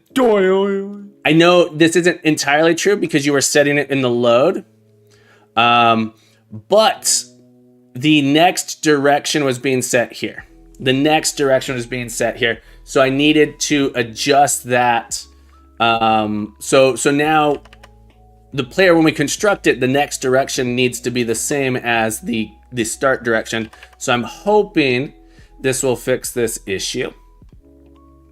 Lance, great to see you, my friend. Happy Monday. I hope you're having a beautiful day. I hope work's going well. I know. Yes, I was aware of that. It was obvious, so I appreciate that. Just to make it easy to be parsed. But let's run this test again. I'm hoping the change I made here will cause this test to pass. But basically, if our player moves over the power pill, what's going on? Drives me nuts sometimes. It's okay. It's all right. Why don't these show up? Build. All right, there they are. There's no argument given here. This is what we need. Not start with projectile. Okay, so we got to give it a new. Now that we have this, we do have to set a position here. Start it in 0, 0, 8, direction dot up.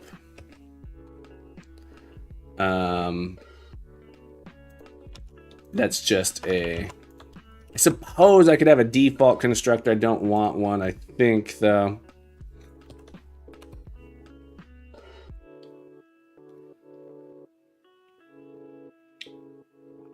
All right. Now let's try our tests.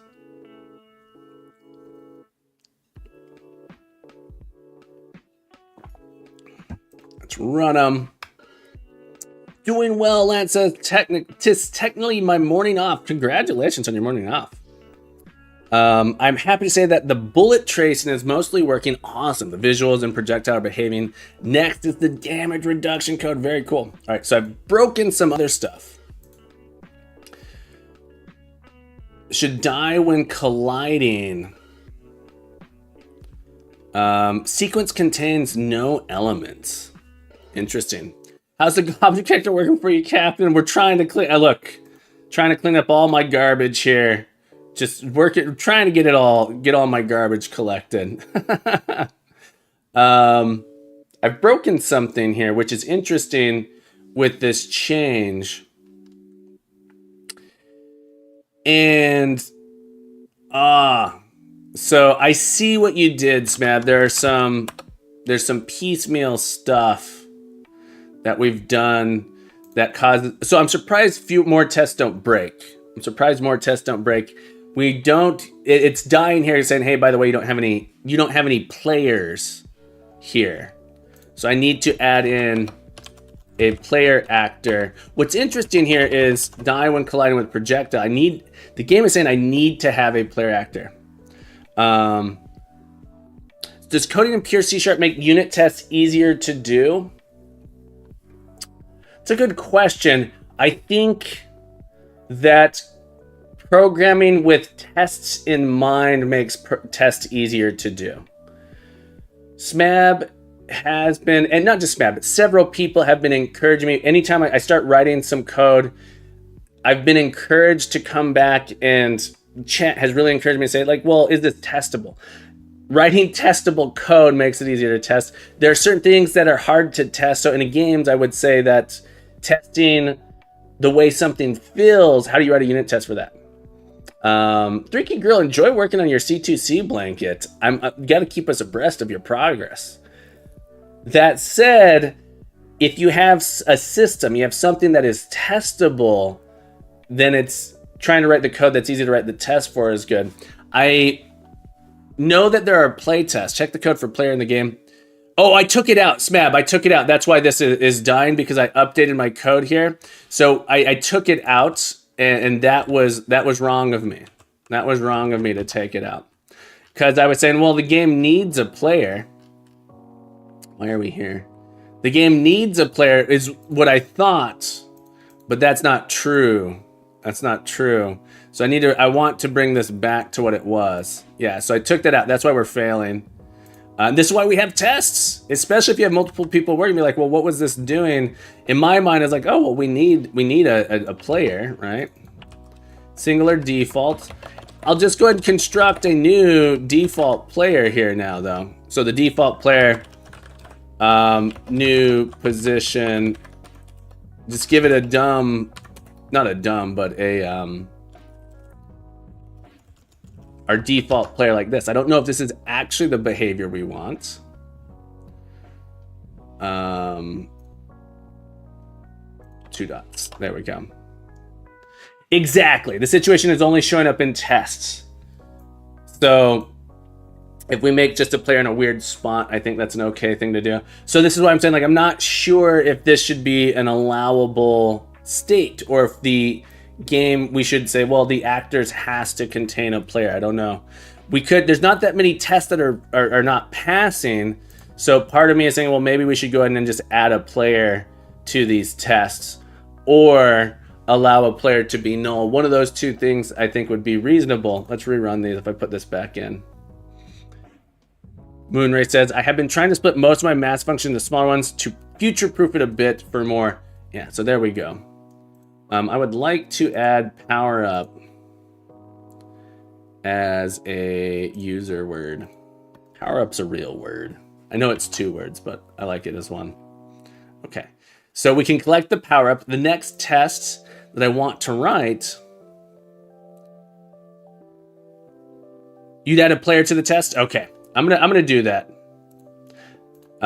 Let's go back. All right, so I just want to, now that this is working, you're required, we'll say that the game is required to have a player. The player can be some sort of mock or no player, something like that. Takiro, so sorry I missed you. Welcome back to the stream. It's great to have you here on this beautiful Monday. Hope you're having a beautiful day. Thanks for popping in. All right, so let's run these, and they'll fail. Surprisingly, very few tests. I guess it makes sense. We haven't run a lot of game tests here. Die when colliding with projectile. So we need a player. Player, actor, player equals new. Guess I can't pass a null here. That'd be interesting. Position. Something I could do also. Dot left. I can make something called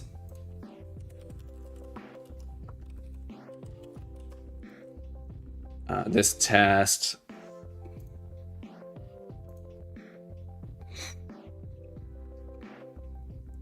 I can make something called a test player that we drop in a variety of different places as well.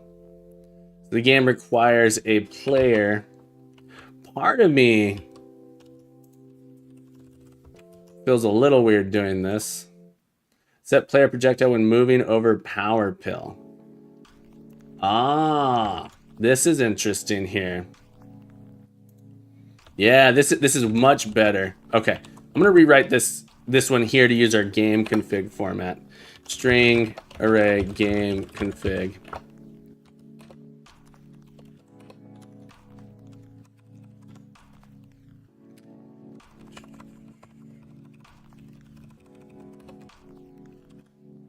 Krasenstein.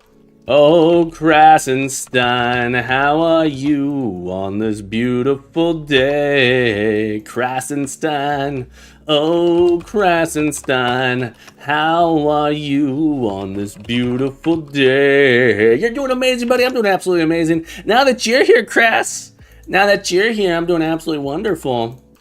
Things were going well before, but now they're amazing. They're amazing. Thank you for being here, Kras. I hope you're having a beautiful day. Hope you're having a beautiful day. I hope your day is beautiful. I appreciate you popping in. What are you up to today? Feel free, if it's too personal, you don't have to answer. You don't have to answer. I'm just curious what you're up to. Always love having you here. This is going to be down like that. Boom, boom, boom, boom, boom. Do, do, do, do, boom, boom, boom, boom, boom. Boom, boom, boom, boom. Let's test it. We got to do a game like that. Do do do do do do do do do.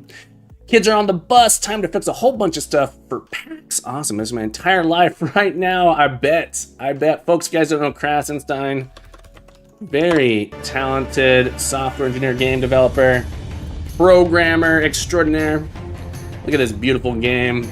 Worlds of Grimm, go check it out. I need to update that link. Successfully kickstarted this card game, inspired me to make the poorly drawn card game. Go give Krasenstein some love. Go check it out. Yeah, that old trailer. When you get that new one, send it along. Send me a ping too if you want. Send me a ping to remind me to update. I always forget to update these things. But yeah, send it along. Be able to have projectiles here. Why is this one failing? Why are you failing? There we go. Okay. So all of our tests are passing. We are making a Pac-Man inspired game called Capman. Here's what we got so far. So Capman is a guy that wears hats. Okay. What we're currently working on is Capman. The power-ups here actually give Capman a projectile that it's gonna, what's really gonna happen. You can change out of hats. The idea is you're gonna be able to select different hats, wear different hats. They give you different bonuses, and then in my mind, when you collect the power pill, it activates the power that you're currently wearing. One of the powers is gonna be a projectile. So right now, I got the projectile here. Is what we're working on. We're writing some tests for it right now, but you'll be able to send a projectile out and get them. And this projectile is supposed to be a bowler hat. So the idea is that it's Odd Job Bowler Hat. We're doing this. Come on, there it is. We're doing this. I need to make a command for this one here. That's what we're doing. Odd Job takes his hat. Pow! Take him out. Got to take those baldies out. So in the game, Capman is the main character. The baldies are after the hats. The baldies are out to get Capman's hat. But yeah, having a lot of fun with it. Someone else made the reference to Mario Odyssey here. But yeah, these guys down here. We're calling these guys baldies. These are the enemies. Instead, rather than ghosts, they're coming to get the hat. Little do they know they'll be destroyed by their own desire for the hat will destroy them. All right, that's what we're working on. So we just added some tests here. Begin with so set powered up time when power up is collected. This really should be game should set is powered up when power up is collected.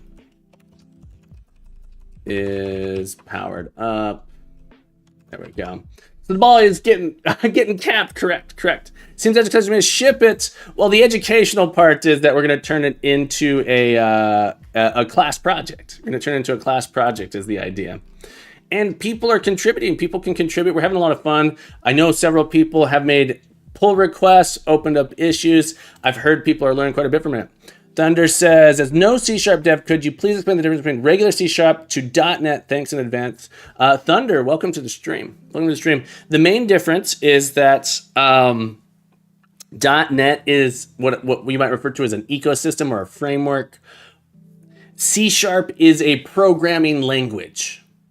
So C# is a programming language that compiles to run using the .NET framework. It might be running on the .NET virtual machine, so it runs as .NET version. You can compile a little bit differently these days, so you don't need the virtual machine. But the idea is that C# is the programming language, that's the code you write. .NET is the framework that is running it. So for example, there are at least 3 programming languages that use .NET. You have F#. It's you can, similar to the JVM in Java, yeah. So .NET has 3 main programming languages, or 3 that I'm aware of. There's probably more. C#, F#, and VB.NET. all three of those compile to .NET DLLs, and you can interact between them no problem. So C# is just a programming language. .NET is the framework, the ecosystem of libraries and tools that runs the compiled code. So you kind of compile to .NET. Did that answer your question? And someone feel free to correct me. I'm not always correct on these things, but that's the main gist of it. That's how you can think of it. You're welcome. Welcome to the stream, by the way. Happy to have you here. I'm pretty new to, I should stop saying I'm pretty new to C#. I've been programming in C# for about 3 years now. So I still feel pretty new to it. I don't know the ecosystem well, and it's just been hobby programming. I haven't done any professional development in it. Are there differences between .NET, .NET Core, and .NET Framework? Yes. So to these days, it's all, we just say .NET and then the number version. .NET and then the number version. So I don't know the exact differences between those things, but the .NET, I believe .NET Core and .NET Framework are kind of deprecated or in the process of being deprecated. Everything is just .NET now. Those are older things that were referred to. These days, we also have something called, not these days, but something that I know is out there is .NET. So when you set up a project, you can select a framework. So this is essentially saying, what set of libraries do you want access to? Which sets of libraries do you want access to? That happen to do with the language features. For example, in .NET 8, I actually think .NET 7 and above, we have access to something called random.shared. Okay. So this was introduced in .NET 7. All right, random.shared is introduced in .NET 7. So if you use .NET Net Standard 2.1, you can't use random.shared. So that's the biggest difference in my mind. Someone feel free to correct. .NET Framework is the old, latest version is like 4.7.2 or something like that. It turned into .NET Core when they reworked it to handle cross-platform. After that, .NET Core 3, they just decided to rename it .NET 5. So they just removed Core. Muniz, thank you for the clarification there. Yeah. So basically, you can think of the framework as what are the set of tools that are available in the library level, not necessarily the language level. You can write C#. So for example, C# 12 can be used with .NET, old versions of .NET, .NET 2, Net Standard 2. You can still use C# 12 language features. You just don't have access to the libraries like random.shared, collections.immutable. There's features that are library based that you can't use. You can still write in C# 12 or whatever language you want, it turns out. Whichever language version you want. You can do some really cool stuff in that regard. You're welcome. Jotabi. Let me know how I pronounce it. Jotabi. Every now and then I get another follow, and it's Jotabi. Welcome to the crew today. Jotabi, thank you for the follow. And finally, what do you think about C#? Looks like a pretty cool and very used language to me. Looks like Java with less boilerplate code and some good extras. I really like C#. I've had a good experience with it. I come from a Java background. And when I say Java background, I'll say I was working mostly with Java 1.5, Java 1.6. It's like Java better. We're going to try not to start any wars here. No wars here. I prefer it over Java personally. Jotabi, I came here and already got an exclusive song. That's right, Jotabi. That's Jotabi. Your exclusive song brought to you by Captain Coder. Just for a follow. Just for following, you get yourself an exclusive song. Okay. I found C# to be delightful. With that said, I haven't used the latest versions of Java, which I understand add a lot of the same features. Han So High says, I'm in the boat where I hate all languages. Yeah, I can feel that sometimes. I feel that sometimes. Welcome to the stream, Han So High. I have a lot of fun with C#. What I'll say is I have a lot of fun with C#. It is a great language. Previously, I didn't use it much because it wasn't cross-platform, but these days it runs fine all over the place. Runs fine all over the place, and I love that. Okay. So we're writing some tests for our Pac-Man-inspired game, Capman. Royku, welcome back. Congratulations on number 12. Nice work. Nice work. Meow's Day. Happy Meow's Day indeed. So set is powered up when power up is collected. So power up should be true when we've collected a dot. Okay, fact, public void, power up should expire after power up time. Okay, terrible name. That's what we're gonna do. So we're gonna have this, sort of the test here, taking this game config. Like that. Paste it in there. Also came from Java, and this code looks very familiar to me. Very familiar. If you're familiar with object-oriented programming, you'll fall into C# just fine. That said, there's a lot of really great features. There's a lot of really great features you can get. And I always recommend, even as someone that's coming from an experienced background, the C# Player's Guide, the second link there, is just fantastic. That book is so good. I absolutely love that book. I highly recommend it. If you're wanting to learn C#, whether you're an absolute beginner or you're coming from another language, you'll pick up a lot of stuff. If you're coming from another language, you're going to cruise through the first 14 chapters are just basics. And then you start getting into some really interesting C# stuff that's really nice. They've made some really good, in my opinion, some really good language decisions. So after we move through this power up, we want to do a game.update. The amount of time we're going to update is game.poweredUpTime. Okay. So power up should expire after power up time. Really, this should be false here now. So this test is going to fail right now. Dramulks, yeah, I know you've been really enjoying the C# Player's Guide. I will say that it's really well written. It's really well written. Just started with Unity Skydriver. Welcome to the stream. Glad to have you aboard. Unity, I've had a lot of fun with Unity, C# and Unity. This particular project isn't a Unity project, but I have had a ton of fun with it.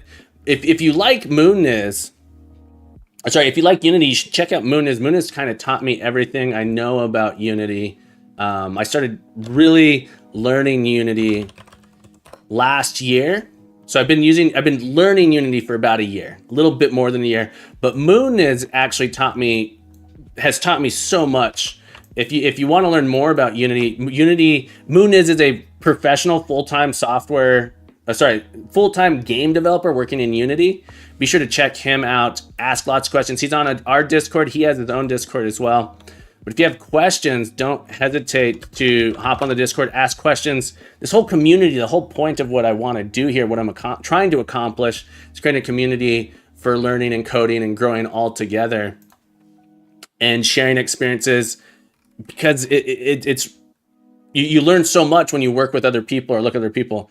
Toby says, I just got here because you talked about TIC80 on Pirate Software's Discord, and I'm a fantasy console coder too. Cool, but about Java, I'm sorry. I had some bad experience trying to learn to code it back in the day, so I really don't like it. That's fine. I've had a blast doing TIC80. I'm teaching a class at the school I work at in TIC80 right now, creating a class about retro games.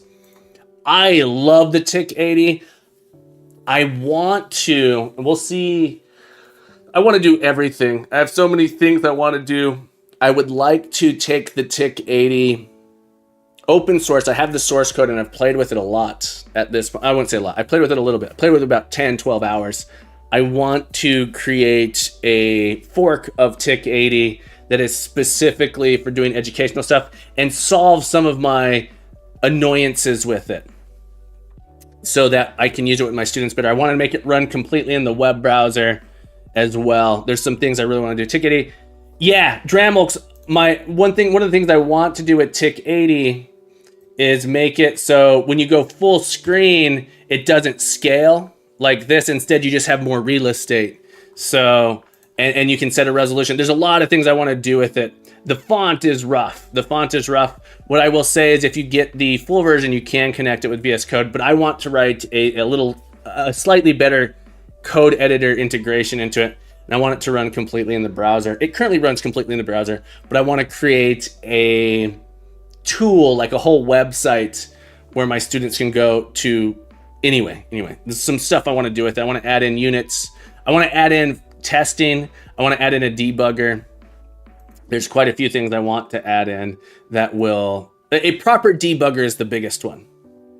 All right, so power up should be false. It's still true here. And then there's one more test. Power up should not expire until the other test I want to do here is power up. So let's do this real quick. Let's go into our game. Close others. Game. And what we do is at the end of each one here, we do powered up time remaining is minus equals delta time here. So we're going to reduce the amount of powered up time we have. I suspect this will make our test pass now. Jatobe says, great project. I'm trying to code my first game on Tick 80. It's a quiz, the Who Wants to Be a Millionaire Brazilian version TV show. Cool. Has a really old PC game, and I'm trying to port it to a text version in Tick 80. Yeah, so Tick 80 is interesting. That's an interesting project for the Tick 80 because there's so many menuing and menu systems and stuff like that in it. That's an interesting one. Yeah, cool. Power up should not expire before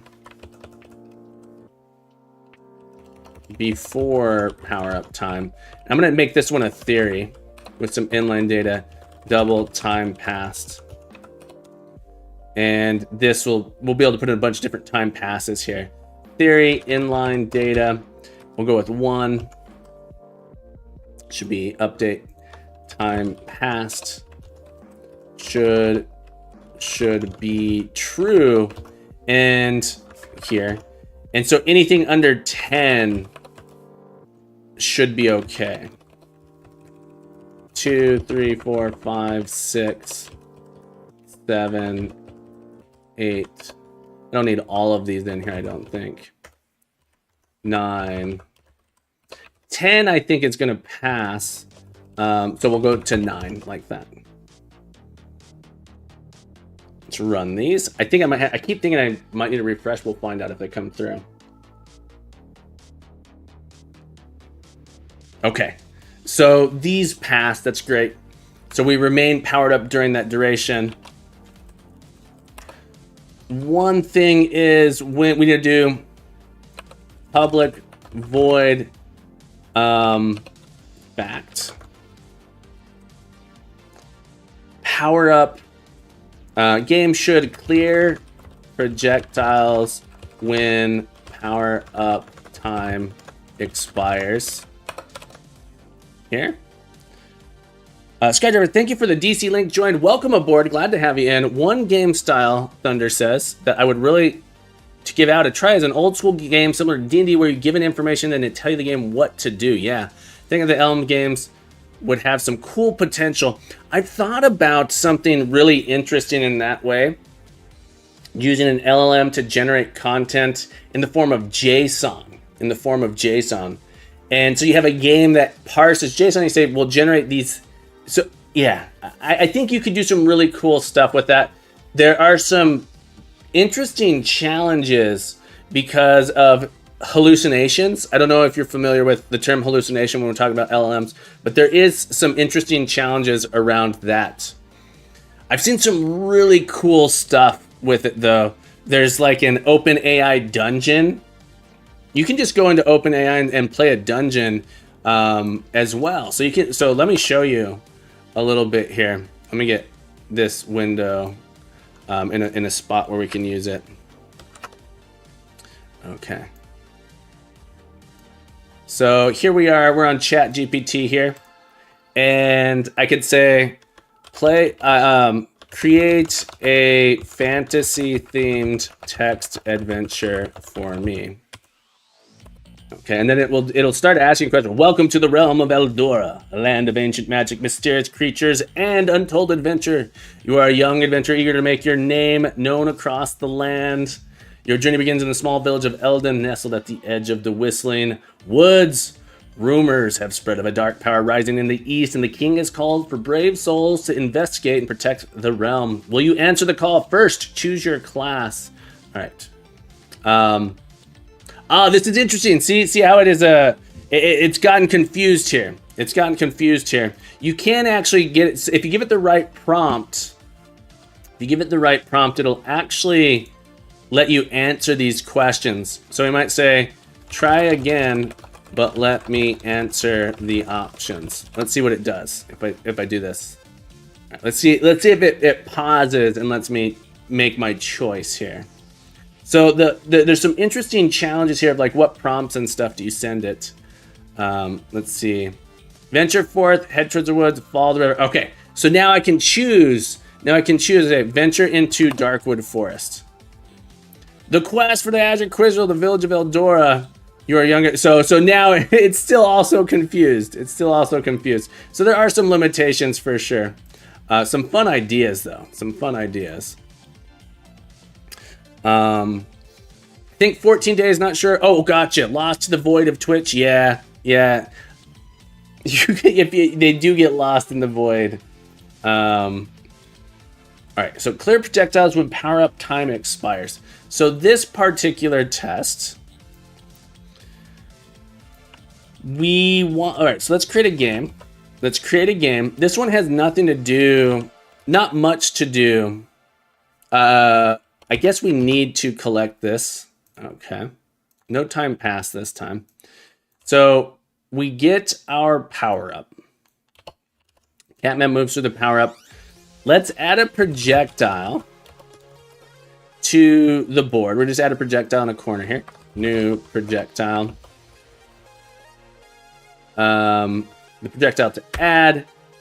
New position. C# is confusing to me. I like Python. A lot of people do like Python. Let me ask you. My question for you would be, what do you find confusing about C#? And I'm not saying there's anything. I think a lot of people find things confusing. So I hope you don't take that as me trying to say, oh, well, you got to come to the church of C#. It's not true. I think Python is a fine language. It's not my first choice, not my favorite choice. Okay.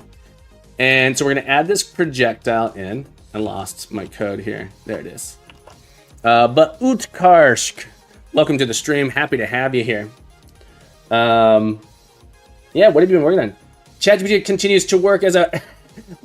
yeah, ChatGPT's Jeff, exactly. Jeff over on YouTube. ChatGPT continues to... Sorry, for some reason it's getting blocked. The word continue to work is horrible as always. Yeah, I can never get it to work that much. There's a class, I'm not teaching this, but there's a class at my school where they're exploring ChatGPT prompting. They have to write projects. They're not allowed to write any of their own code. They can only use code ChatGPT produces, and it's been a nightmare. They cannot write anything non-trivial. Bug-riddled code everywhere. GPT, finish my game. Yes, please. Okay. We're going to add this projectile in here. Okay, so we set up the game. We add a projectile. Then this here will collect the projectile like this. Not yet perfect. I don't know if it'll ever be perfect. The way it works, it will lack perfection unless they change the way it works. The way the LLMs work is it is doing generative. It just says, what is the most likely thing that should come next based on all the data we have. And so it's always going to, no matter what, it's going to produce average results. At the end of the day, it's all about how you might use it though. So we add a projectile in here, and yeah, it has to have context before it can do anything good. Jeff, that's absolutely right. In our projectile here after a specific time has passed. Okay, so now we're gonna do game.update game.poweredUpTime. And we should do a game.projectiles.contains should be, it should be empty, should be empty. There we go. We're gonna say after this amount of time, it should be empty. So add a projectile, we pick up the projectile, we pick up this after a specified amount of time, the projectiles should be empty. Clear projectiles when power up time expires. Okay, that's something we need to do. So this test should fail, and then we're gonna add in that behavior here. They're like templates. Yeah, you also need to know how to use them a little bit.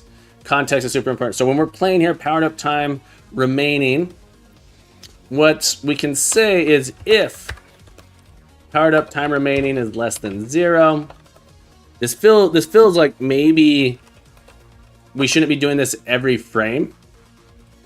The projectiles dot clear. So we're gonna clear out all of our projectiles here when our time goes to 0. We could add in some checks so we don't end up clearing every frame. That said, the clear operation is really quite fast. Yeah, Skydriver, great question. So if you're just joining us, we are working on a Pac-Man inspired game called Capman. So this is what we have here. So this is a Pac-Man inspired game. The main character wears hats. The hats give a variety of different power-ups. And right now we're working on projectiles. So I just picked up the dot. Here. This is their power pill. This activates our power. And the power I'm implementing is a projectile. So rather than being able to eat the enemies, now I can shoot this projectile at them and destroy them. Okay. So what I'm hoping will happen here is, see, the projectile just disappeared. That's what we were just, the code that we just wrote is trying to get the projectile to disappear after the power up time has passed. You can't see how much power up time we have. There's no sound cue for it yet, but the power ups disappear at the end of the timer there. So that's the test that we just wrote. It's a fun little version. So we had a vote on it. I asked people, what should we do next? People said Pac-Man. And I'm having a blast with this. I'm having a super good time with it. What I will say, I think this test will pass now when the time expires, is Pac-Man logic was particularly interesting to me.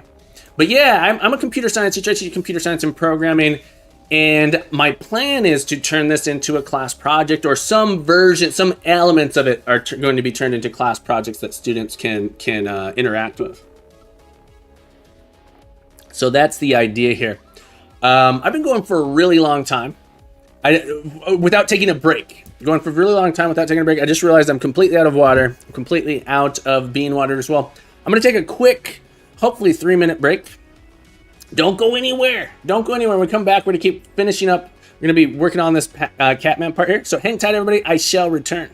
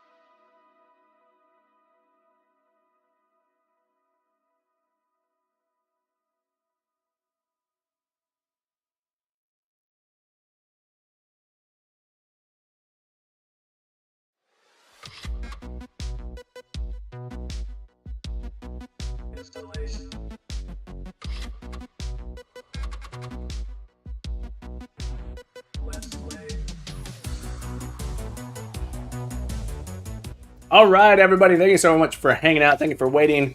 We're going to get a little bit of stretching in. Then we're going to hop back into our code. Look, the captain loves you, which means you should love you. And if you love you, got to love yourself. You in the back. Pay attention. One way you can love yourself is getting up, stretching with the captain coach. So I'm going to encourage you to stand on up with me. Get up and move around we went a little bit long today. Every hour, every 90 minutes, every 2 hours.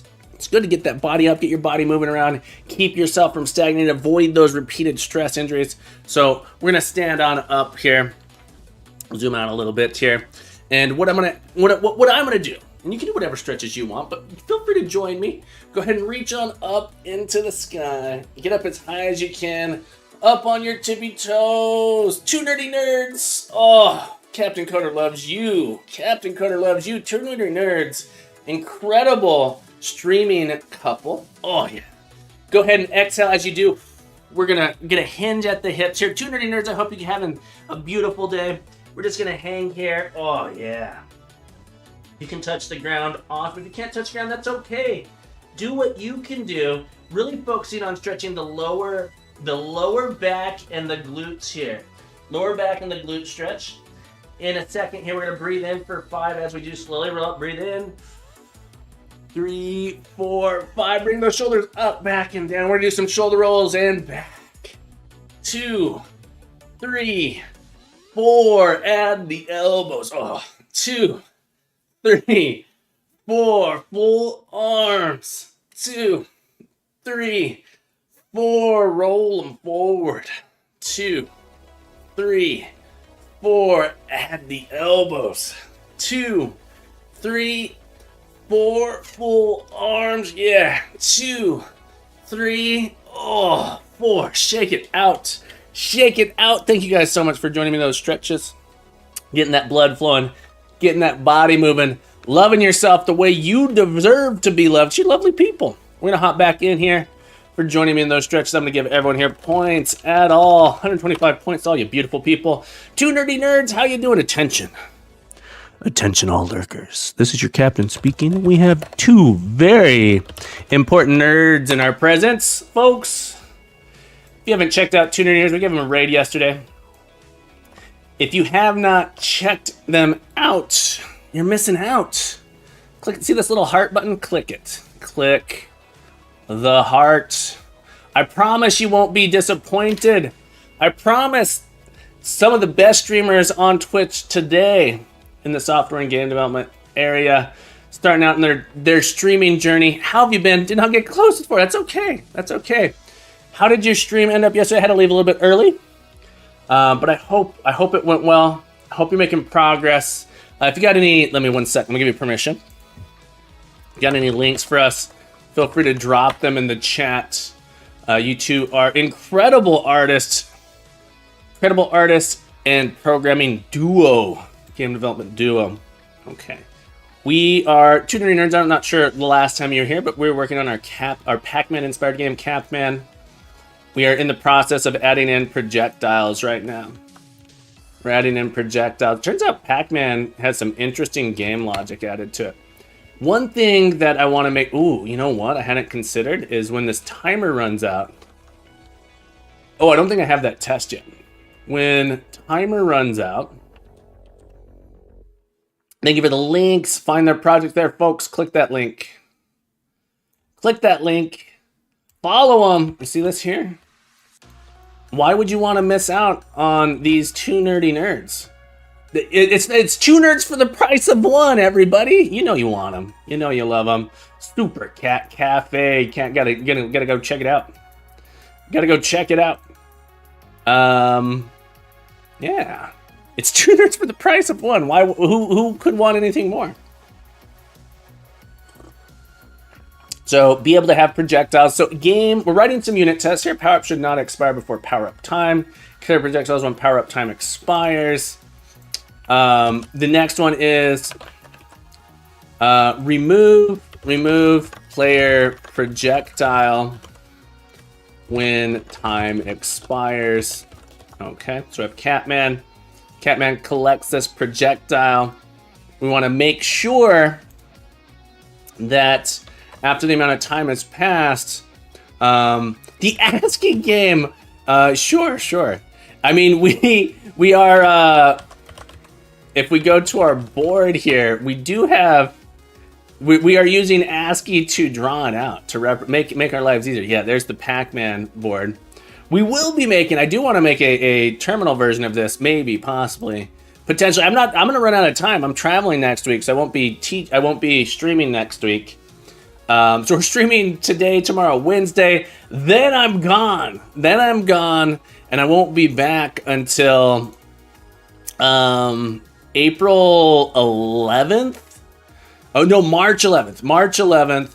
And then I'm going to be prepping for the Dungeon Crawler Jam. So we'll probably put this on a little bit of a hiatus. And we might start a new project. I'm just, maybe I'll spend a bunch of time off stream finishing it up. But yeah, I've been having a lot of fun with it. We basically have a Pac-Man game. We have everything we need to make Pac-Man, actually. We're just expanding it right now. Madman, I love it. Look. I do my best to be as mad as I can. So that's why they call me the Mad Captain. And by they, I mean the voices. All right, game.player.has projectile should be false. Okay. So right here, we game.player.has projectile should be true. So this is the player collects the projectile. And then after powered up time runs out, it should be false. Nerd Waffle, it's on hiatus. So the class, I proposed the class. I didn't get enough. Unfortunately, I didn't get enough students interested in the class. That it was too. The class was it's going to be too hard, so I didn't get enough students who were interested in the class. I'm required. I had 3 students sign up for the class, which isn't enough to run the class. So I put it on hiatus until probably the fall. There's a couple reasons why it has to go on hiatus. The spring term is only 8 weeks long, and so the amount of work I wanted students to be doing during that 8 weeks was too great. Students were like, that's too much. It's going to be too much work for me to join. So you sort of say, this is the plan. Here's how much work it's going to be. These are the different skills that you'll need, and not enough students felt comfortable saying they wanted to take the class. So I'm putting it on hiatus. Spend some more time on it this summer, and then hopefully propose it for the fall or winter term next school year. It was going pretty well though. Now that I don't have a deadline there, it's hard for me to want to invest more time in it. So this test will fail, or it should. This test should fail because when we run out here, it actually doesn't set the player's power up at all. .NET test. Game should remove player projectile when time is expired. Okay, so it fails. And in our game here, what we're gonna do, when we power up, we'll do player dot create projectile equals null. Like this, we set it to null. So that way they don't have a projectile. Now our test should pass.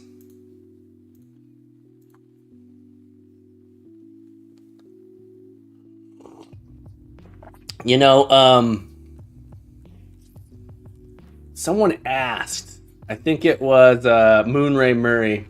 Moonray was asking, do I think it's easier to test writing pure C# compared to Unity?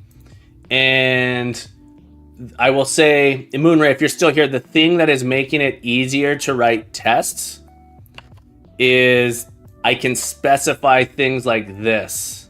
So I've written my code in a way. In Unity, your update function has no argument, no parameters. My update function takes in an amount of time that has passed. And what I will say is that Unity does provide a tool for doing this type of tests. They call them play tests. And I just haven't used them very much. And it actually spins up a scene, and you can use enumerators to specify how much time has passed and test things like that. So it does provide that. I haven't used it. Okay, so our player projectile goes away when we have that there. One thing that I think we're gonna need to do is we need to have, okay, so I actually think this is pretty good. Let's go ahead, I'm gonna go ahead in here, get status, get add this. Let's double check. Get reset. Let's double check our changes. Let's check our diffs here before I do anything drastic. Game should. Enemy should. These should have been 2 commits, but that's too bad. All right, so this one's going to be a feat. Implement projectile clear on time. Implement power up time in the game. Okay, so we have a power up time in the game there. When our power up time runs out, we lose it. One thing we want to be able to do is, so we have player set projectile when moving over power pill, create from layout string.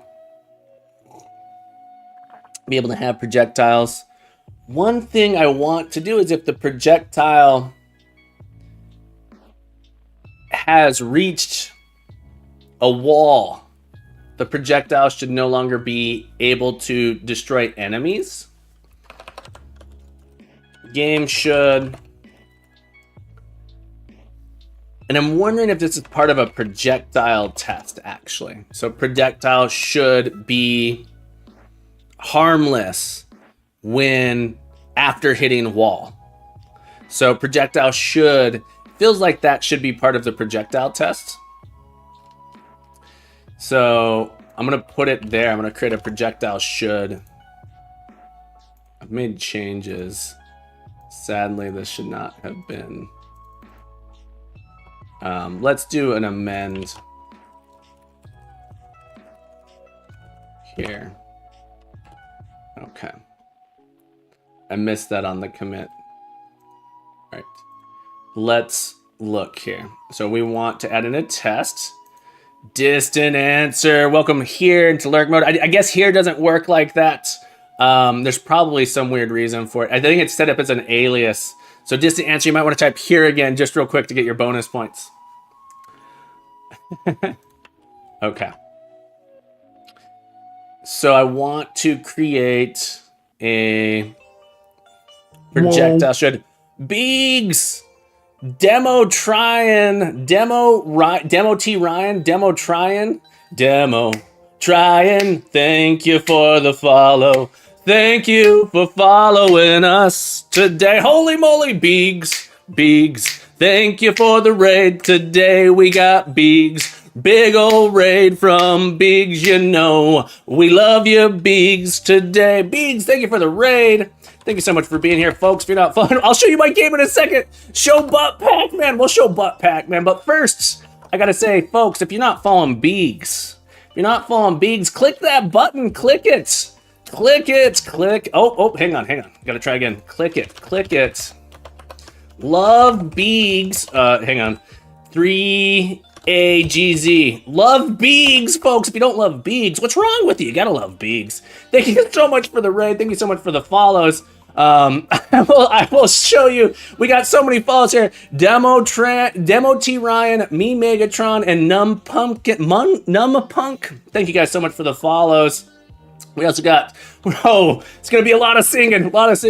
Demo Tryin, thank you for following me, Megatron, Megatron, and we got Numpunk TTV, KAHS1671, Krivasran, and Skydriver 2K4.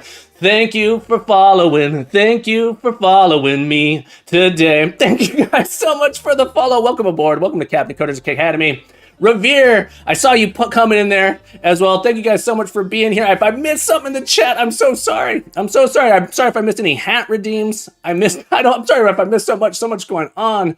Revere, happy to have you here with us. Folks, I am Captain Coder. Captain Coder is me. Biggs, thank you for the hat redeem. Let's get a hat added to the stack. Boom.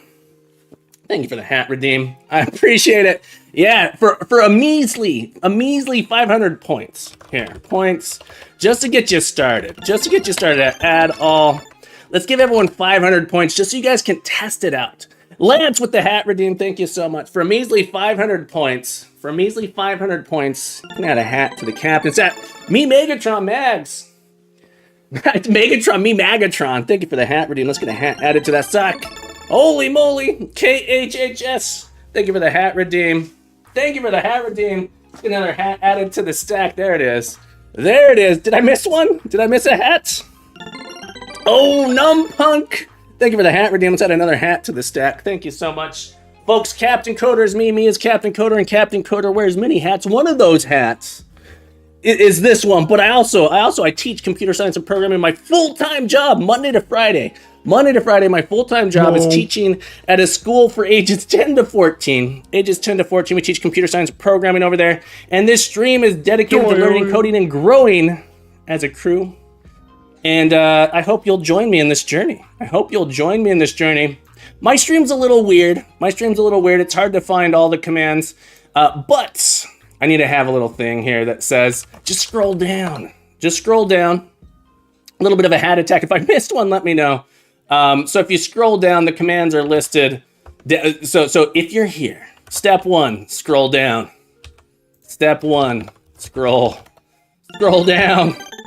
The Code Monk, thank you for the hat redeem. Let's get another hat added to this stack. Thank you very much. Hats. Oh, that one. The order there can be important.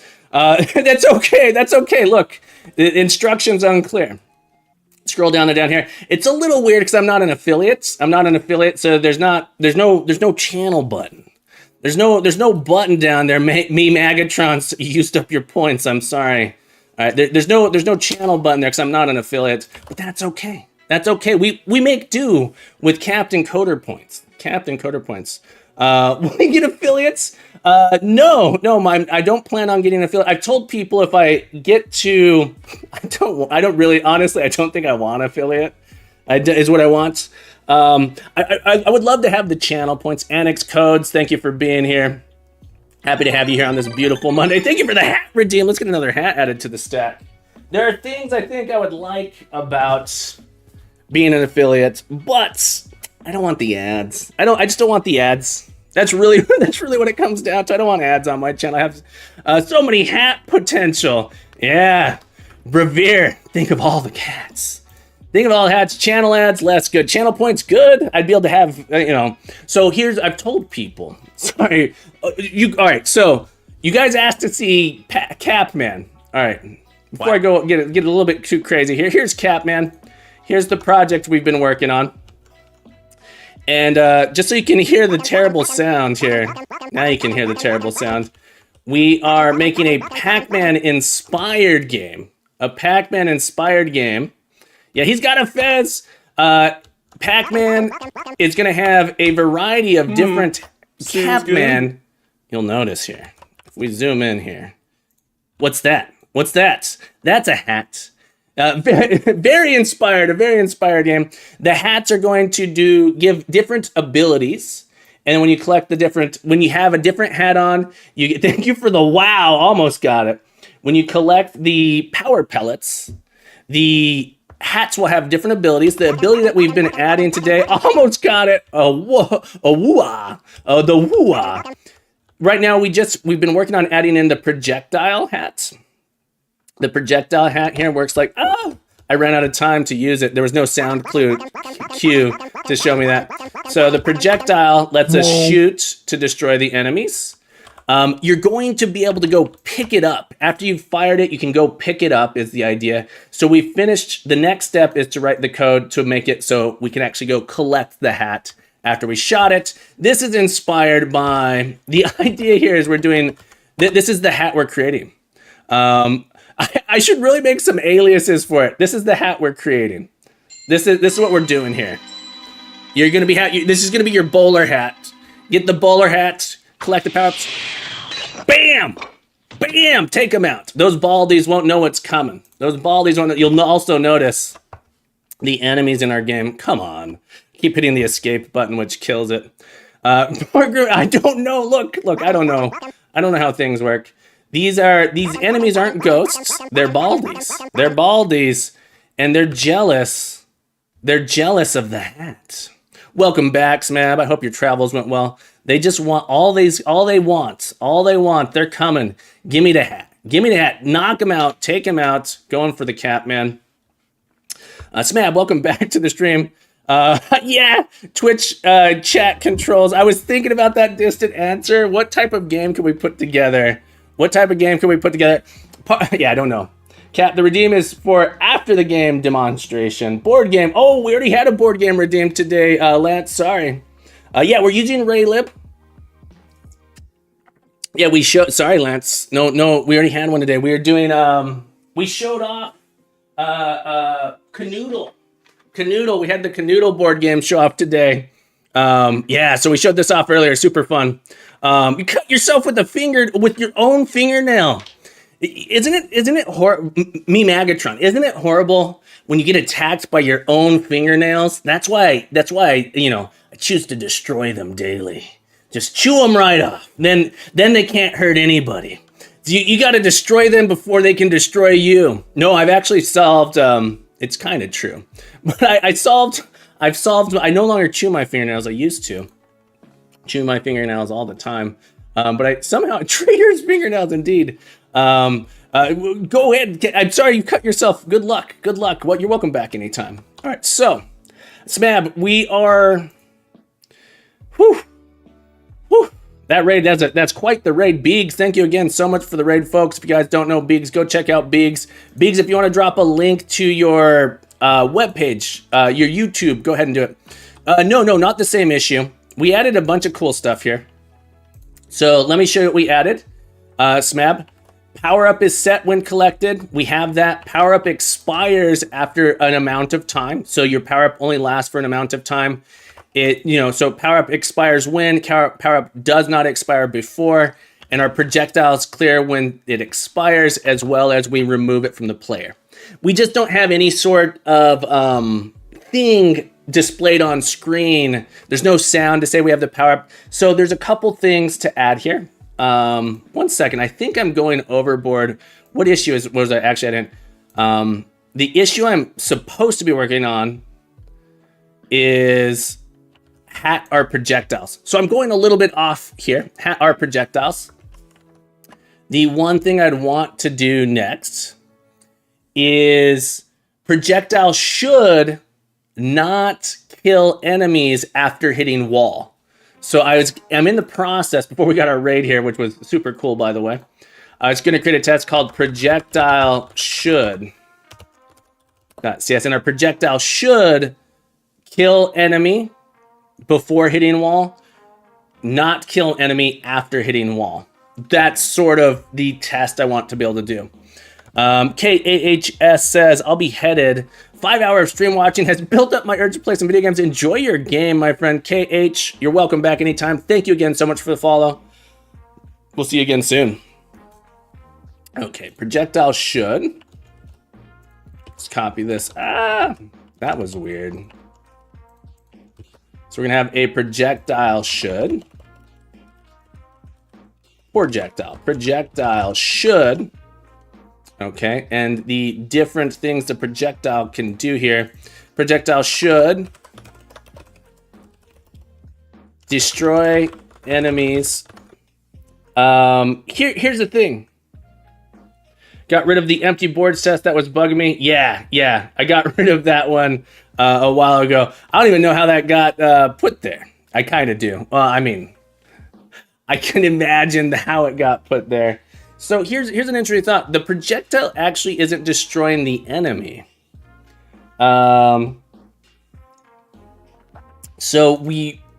This is an interesting thought.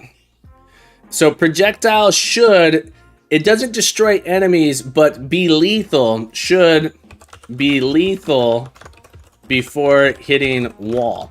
So there's these interesting questions here that I need to ask. I don't know that Shop actually doesn't. Numpumpkin have all these Numpunk, you're not Numpumpkin, Numpunk. This is really interesting because the enemy is the thing that's actually checking if it's colliding with a projectile. But the projectile, after it hits a wall, it needs to know whether or not it's lethal. So the question is, where do I put this test? Should it be in the enemy actor? Enemy should die. I think it should be projectile should be lethal before hitting wall. Me Mags, Mags. I hope it's not that bad. I'm sorry to hear that. Please take the time to take care of yourself if you need to. Could you add a flag on the projectile that flips? That's exactly what I want to do. That's why I'm thinking it should be here. That's why I'm saying I'm calling it lethal or has hit wall or is in motion type of thing. What we could do is projectile speed. Yeah, projectile should, yeah, so there's an interesting, does the projectile still exist after it hits the wall?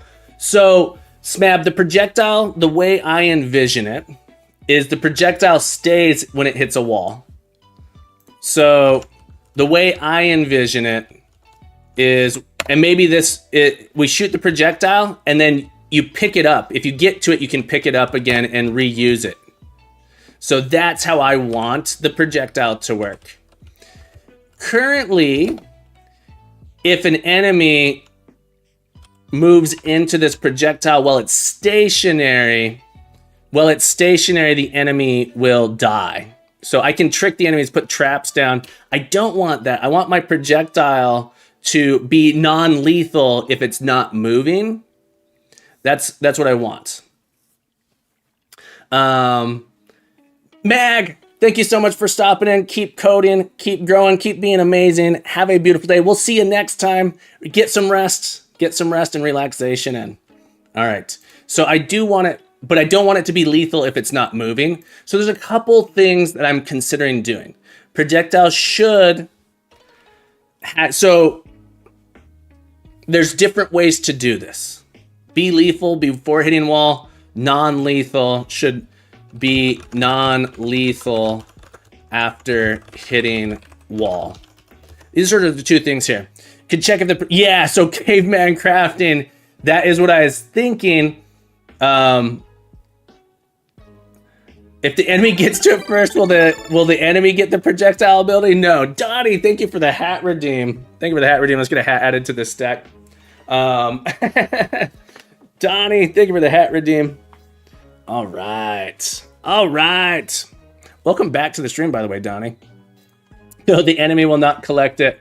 That would be an interesting, that would be that feels like a really fun feature to add. That Smab. That's a really fun idea. So caveman crafting. Caveman Crafting says you can check if the projectile's velocity is greater than 0.2. So, the way the projectile works is that it's actually has a speed, but it's just saying, oh, I can't move any further. So it's still trying to go through the wall. So that would be one thing I could do, is make it so that when it hits the wall, its speed goes to 0. That is one option. Yeah, there's a lot of fun ideas with the enemy AI. This would be one option I could do, though. I could say set the speed down to 0. No, it's not a rigid body. Yeah, but this is sort of what I want to do. Should be lethal before hitting wall, non-lethal after hitting wall. And I think the way I'm going to do this, and so that's why we're writing this here, is I'm going to add in let's set up a game. Shouldly, I can keep this in here. Let's go to our game should. Game should. Okay. And still something like this. Be lethal before hitting wall. We're going to create a projectile in our world. Okay, we're going to add a projectile in our world at position 1, 1, going up. It should follow your test. Yeah, Two Nerdy Nerds, I am following a naming convention of the class should, and then the methods are named what the test is supposed to be testing. So projectile should be lethal before hitting wall.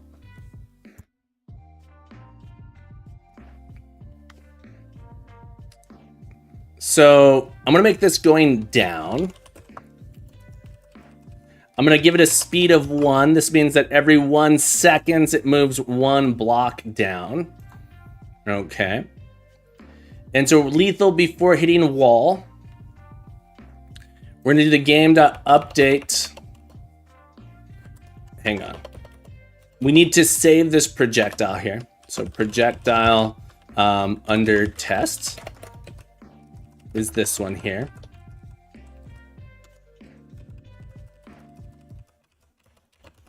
We're going to add this projectile to, oh, I guess we don't even need to add it to the game, because under test dot update, we can actually update it this way. We can give it the game and say after 1 second.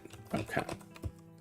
So projectile, what I need to do, what I'd like to do is under test, we should have under test dot is lethal. I think I want to add an is lethal. And what this will say is if this projectile, if this Boolean is true, when the enemy interacts with it, the enemy dies. And so then what we'll do is say enemy should die when, so right now we have projectile should be lethal before hitting wall. The projectile is in charge of this.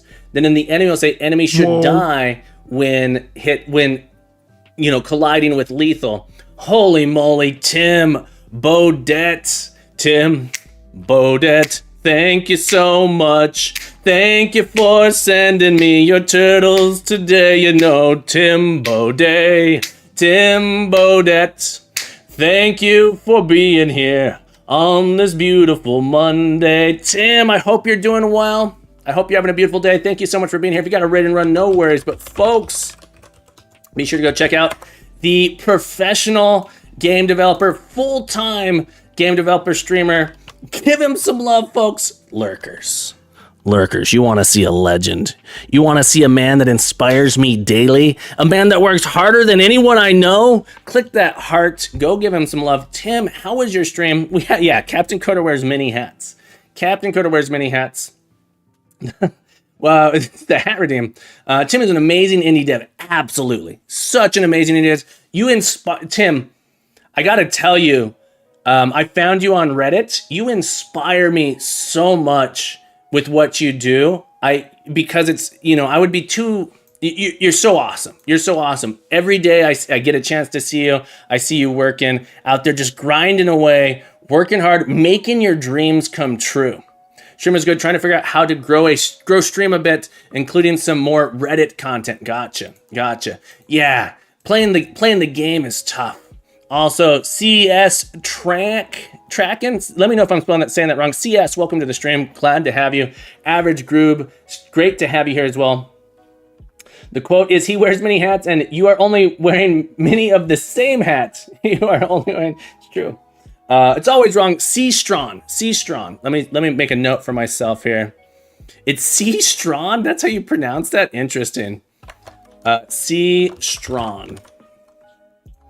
I'm sorry, I started to laugh a little bit, but C-Strong, it doesn't look like it to me, but it's just not. It's because I'm American. Science, Balint, welcome back to the stream. I'm glad to have you here. May even do a little no-code game event someday like Tic-Tac-Toe Pong. Very cool. We are in the process of creating, it's our edumacation, it's true. We are making a Pac-Man inspired game called Capman. And I know I keep repeating myself, so anyone who's been here a while, we're working on making these projectiles work a little bit differently. Or we're working on adding projectiles, actually. So Capman wears a hat, wears a cap, and the cap gives him different abilities when you pick up the power pellets. The ability we're working on right now is a projectile ability at them. And we are making it so that way the projectile, right now there's a little bit of a bug. When the projectile is just sitting, after it hits a wall, it should be non-lethal. Catman needs to go pick up the projectile to get it. The projectile should be non-lethal. And if it's non-lethal, Catman will be able to collect the projectile.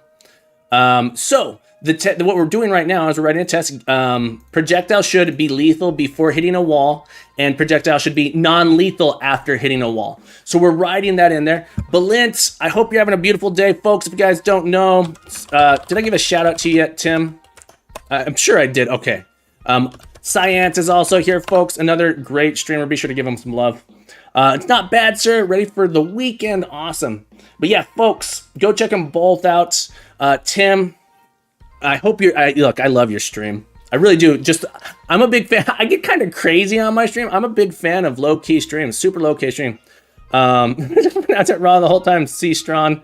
It's okay. In America. Tim, you're in America too. You're American? You American? Or is it just me? Crazy here. Yeah, things get a little bit wild. Things get sometimes you can get a little bit of too much of that dopamine hit. That those hats start weighing you down. They start weighing you down, and things get a little bit wild. But you know, we do what we must because we can. All right, folks, let's calm down. Making me too crazy. Oh, I got that fix. Gorley. Oh. Thank you for the dopamine, Pagorley. Happy to have you here. Walking distance from Canada, if that matters for anything. Look, you're closer to civilization than me. Let's say that. Cap has some prongles on their head. Look. Look. It's the original salt and potato chip in a tube. Prongles. Look, it even says right here.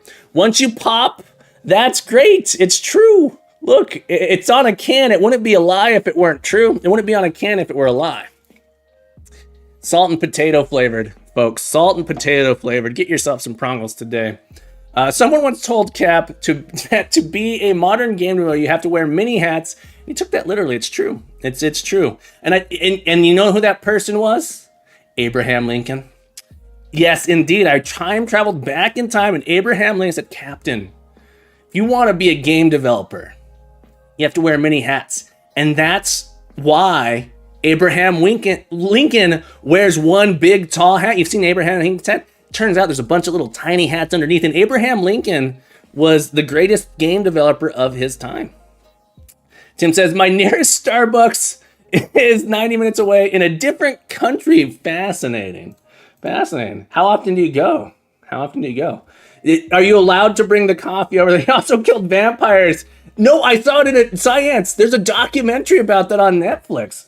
Abraham Lincoln Vampire Killer. Go check it out on Netflix. 100% true story. Good old Abe always saying it the way it is, the way it was. I don't. Who needs coffee? Coffee's for schmucks. It's true. I've been doing I'm drinking caffeinated coffee. I told myself I wouldn't drink caffeine during the week, but I am. Here we are. Drinking caffeine all the way. So we have this is lethal, should be false. All right, should be lethal before hitting wall. And then we're gonna update our tile here. So our projectile should be in this 1-1 position going down. Has 1 second, 2 seconds. It hasn't hit the wall yet. So we should be able to test it here. And then also, you know what I should do really is have a theory. I should make this a theory. Inline data. And there should be a 1. There should be a 2. We should also have one that's a 0. All right, before hitting wall, double time passed. Acid is lethal here. And we'll do time passed. And we do it like that. This is what we should do. Was, depends on when he said it, I guess. Continue saying it. C-Strong. Have you met C-Strong?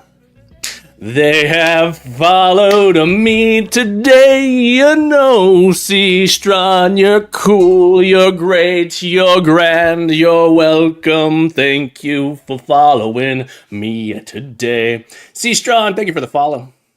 Thank you for being here. All right, so it's yelling at me because I haven't added an is lethal. Let's go into our projectile class. Ooh, it's time to add something new to the projectile. Bool is lethal. And it's not yet implemented. You throw new, not implemented exception. Boom. Oh, I love when this happens. Watch. Watch as my tests fail. My tests crumbling around. Time passed. Time pass Ed. It's true. That's the person. Did you guys know that that Ed is in charge of the time? You have to run. No worries. I hope to catch you again, Stu C-Strong. Remember to keep coding, keep growing, keep being the best you can be. You're welcome back anytime, and I'll see you again real soon. I hope I hope. If not, no worries. No worries. No pressure. No pressure. All right, so all these pass because it's lethal. So the easiest thing to do is to make this false. Okay, now look, all our tests are gonna pass. All our tests are gonna pass. Is lethal false? Oh, hang on, it should be lethal. I should have put true here. so hang on. Should be lethal, should be true. It should be lethal. Tim, it's okay. You know, honestly, Tim, you know, I've been trying to set something up. I feel like maybe I have too much in it. I feel like I need someone to balance me out. We should do a collab stream sometime. If you want to, look, maybe I should ask you off stream. I'll ask you off stream. Sorry, I always say something on stream and I feel like, oh no, I'm making someone too much pressure. But I'll just say, I love your stream. I love the work you do. I think the things you do are awesome. And I'd love to do a collab stream with you sometime. No pressure, no pressure. I think that we would, you know, I'm a little crazy. So whenever I do collab streams, it helps taper me in a little bit.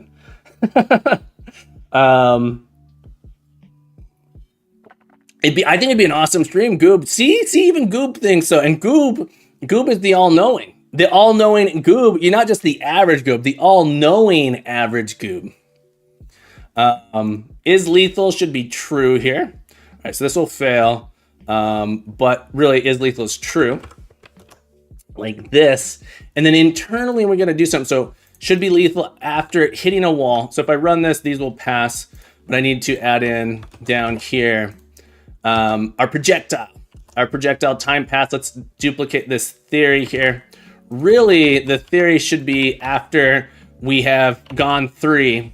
So almost don't need to do more than this. Non-lethal after hitting wall, time passed 3. 3 is enough time to hit the wall. Hit the wall here. Should be false. And what's going to happen is now this one's going to fail. And the trick here is now to get both of these tests to pass. And the way I want to do it is based on the movement here. So we're going to do an override, public override on our update method here. We do all the normal updates. The one thing I need to say is, are we about to hit a wall? Are we about to hit a wall? And if we do, we need to stop. So position, current position. I think the way I want to do this is if our position doesn't change, we must have hit a wall. It's sort of like the hack I'm going to do. So when we calculate move here, so what I'm going to do is I'm going to say, get my starting position. All right, position, starting position, previous position is equal to position. Okay. Update will move our position, assuming that time has passed. So delta time. So one thing I'll do is if delta time is 0, do nothing. Do nothing. If delta time is 0, do nothing. No time has passed. Nothing to do. Maybe I don't need that. And down here, we start out as being lethal. I guess I could do a raycast into it, but I think I can cheat here and say if. Oh, there's doubles involved in this. There are doubles involved with this, so I can't do this. I can't do this. I think using this would be some weird error proneness to it. But let's see. Let's see if our test runs. If previous position is equal to game.position, equal to our player.position. It's same issue with doubles and floats, caveman crafting. The same issue with doubles and floats. The problem is that we have precision errors with floats. Doing a double equals on a float or a double is dangerous because of floating point errors. So this is really the issue that I'm running into. I could say if we're within a delta of it, but I actually think this is going to be okay because the position should be exactly the same if we don't move at all. Okay is a strong one. So is lethal equals false here. This would be a private set.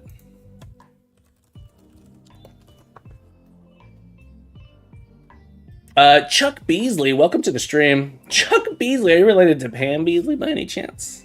I don't know why this person came to mind. I still think it is better probably getting the magnitude of the object. When you say magnitude, the speed. So caveman crafting, the speed doesn't change. So there's no rigid body in it. We're not in Unity. We're writing this agnostically. Elistios, welcome to the stream. So essentially what I'm doing is saying, so caveman crafting, I'm essentially doing that. Saying, how far have we traveled? If we have not traveled any distance, then we're no longer lethal. Stindle, nice try. You got 2 minutes to go. All right, folks, I got to end the stream before Stindle can redeem a hat. See ya. I'm just kidding, Stindle. Could you track position? That's what we're doing here. Yeah, so that's caveman crafting. That's what we're doing. We're saying previous position, then move if we actually didn't move. Yeah, exactly. That's exactly what we're doing. We're saying if our positions are identical, then that means that we didn't move at all. So our velocity is essentially zero. So is lethal is equal to previous position is equal to position. So we're saying here, we're caveman, essentially we're doing if we have no velocity, no observed velocity. If the projectile has no observed velocity, it is non-lethal. That's what we've done here. Meaning has math F approximately for floats. Does Rayleigh have something similar? Todd makes games. I'm not sure. I haven't checked, but I actually think this will be okay because we're saying our observed velocity is 0. I think our test will pass if we do this. Let's try it here. Where's my test button? Gotta try. I gotta click every single button over here to find it.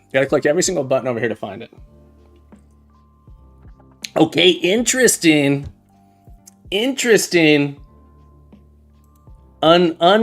Unexpected behavior here. Clamp has in the math namespace since .NET Core 2. Well, yeah, so clamp should be in there. I don't know if clamp is necessary. Let's debug this test. And see what happens. So before update, I want to say, okay, what is my projectile? After we do an update on the projectile, where does it end up? Is it moving? What is the time pass? So it's super interesting because if we haven't passed at all, it's true. If we've moved at all, you know what? This should be, it's lethal if it's not equal to the position.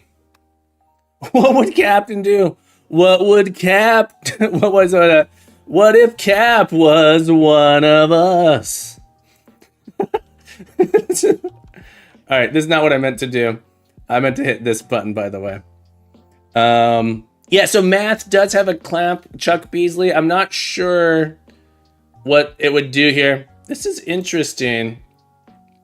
So this is really interesting. This is why I wanted to put if the 0 here. Because if no update here, if update 0, so this is sort of what I wanted to say. Our velocity. So I was gonna say if delta time is 0, don't perform this calculation. Delta time is 0, don't perform this calculation.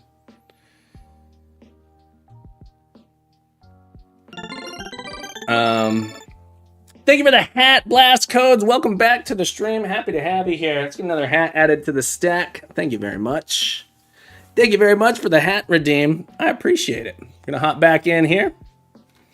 Kendall, I don't know what Cap would do. I'm trying to look. You're watching me figure it out right now. You're watching the wheels turn. The wheels turn. Blast Codes, I hope you're having a beautiful day. So this is interesting. Let's run this. Delta Summon 0, we return. Tyndall, thank you for the hat redeem. Congratulations on your second hat redeem today. Let's get another hat added to the stack. Gonna add a roar hat. Gonna add a roar hat to the top there. Can I reach it? Can I reach that high? I can. There we go. Roar. Thank you for the hat redeem. The question was right above the queue.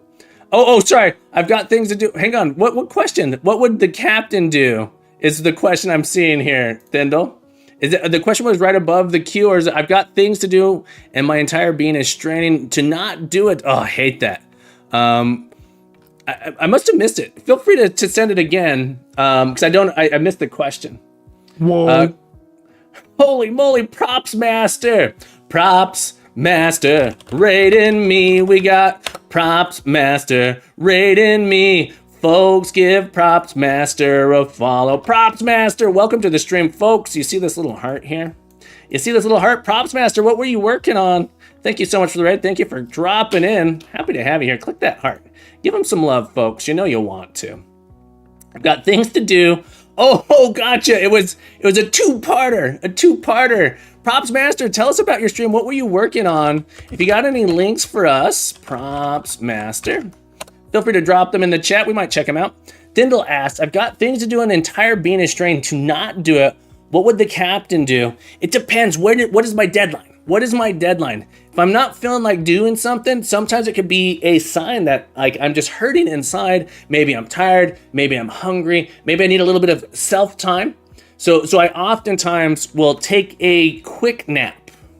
This is I'm not saying you should do this. I'm just saying this is what I would do. I'd probably take a quick nap. Wake up, work on it for 45 minutes. Force myself to do 45 minutes on it. And then usually that's enough to get me going again. I usually have a lot of energy when I wake up. Mick Adventures, MC Adventure, MC Adventure. Thank you for following me today. We got MC Adventure. Thank you for following me. Proper says Twitch Streambot and Twitch Graphics was fun. I'm glad you were doing it. We've been doing coding and designing. I love it. DMDY, welcome to the stream. Happy to have you here. Phil Mole, thank you for the follow. Phil Mole. I would like to thank you for following me now, Phil Mole. Welcome to the stream, my friend. I say welcome to the stream, and I hope you enjoy your stay today. Oh, Phil Mole, welcome aboard. I hope you enjoy your stay. Phil Mole, thank you for the follow. Happy to have you here. All right. Non-lethal after hitting wall is interesting. You're an up game 3. Oh, we have to update the game. So this is interesting. We actually don't hit the wall yet. Because we did move. We actually have to move. That's interesting here. So the velocity, that is what's going on here. This is super interesting. We have a little bit of a bug here. Or this is interesting because we moved, we hit a wall, and we stopped, but we moved from the last update. So this code is not sufficient enough to check this here, unless we say, well, it's going to happen in the next frame. Because technically, if I did this twice, it would do it, but that's not what we want. So I actually do need to check and see if we're going to hit a wall. One way I could do that would say move twice. Enjoy your break, my friend. Go eat something delicious, have fun. Props Master, remember to keep coding, keep growing, keep being the best you can be. You're welcome back anytime. Have a beautiful day. I'll see you next time. Bye-bye. I have a plan now. It says I've got to leave the stream for a bit and go on a Red Bull quest. Go for it. That means I will need to leave the safety of my den. Good luck with it. Good luck with it, Thindle. Okay, so this isn't going to work. We actually need to do a little bit of a raycast and say, are we going to end up there? Are we going to end up in a wall? So my hopes of cheating are destroyed here. And so we'll actually just have to actually use this here. So game.board dot, was that an actual good luck or more of a taking good luck? No, good luck. I hope you're able to finish. I hope you're able to find the motivation you need. I hope you're able to finish the work and get some rest. It wasn't a good luck on finding the Red Bull. It was a good luck on your endeavors. A good luck on your endeavors. But then I hope to see you again real soon.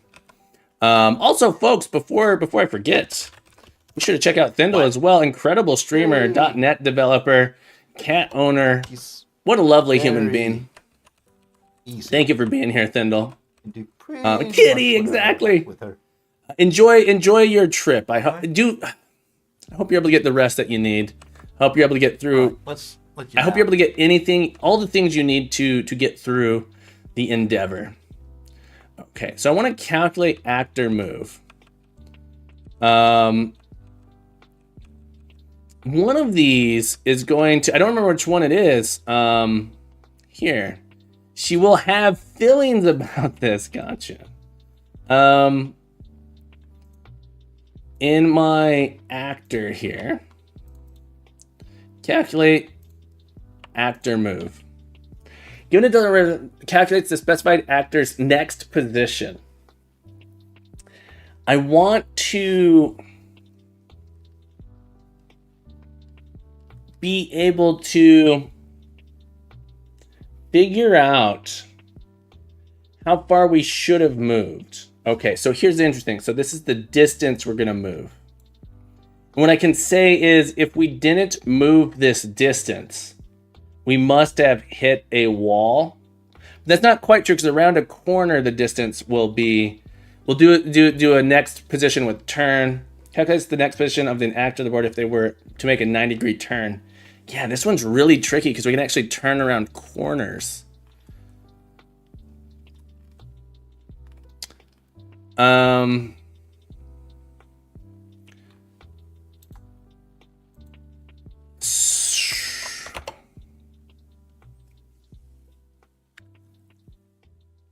Let me do this. So I know my update here. It's going to do this. And position, next position, next direction. This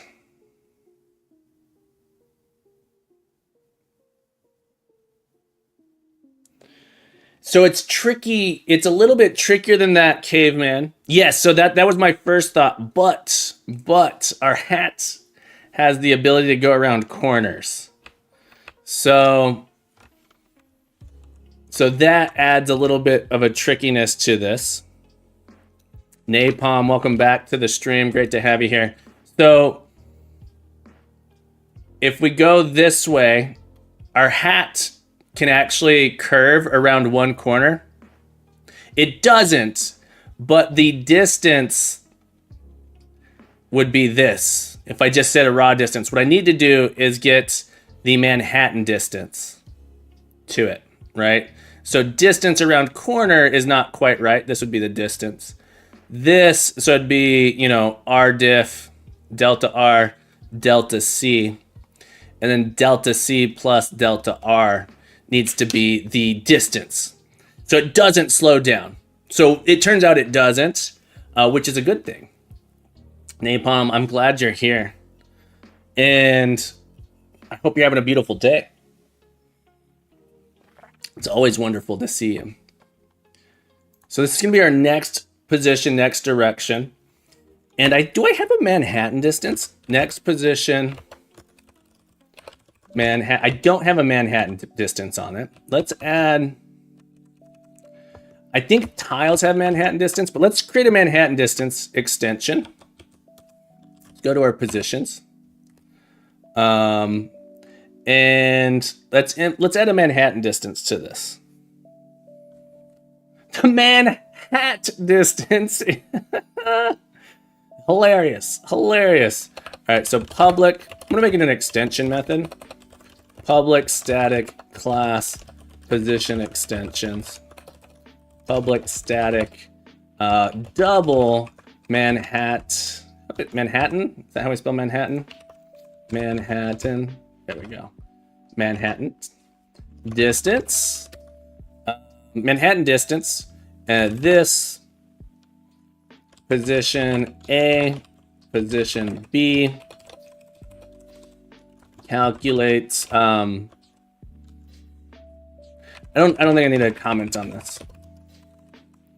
And it's just going to return math dot absolute value of a dot x minus b dot x plus math dot absolute value of a dot y minus b dot y. So yeah, we can take the Manhattan distance here. Distant answer. If you scroll down, you'll also find the list of commonly used commands as well. I think some might be missing, but yeah, there's a list of commonly used commands that are for redeems and animations, that type of thing. Okay, Manhattan distance here. So we can say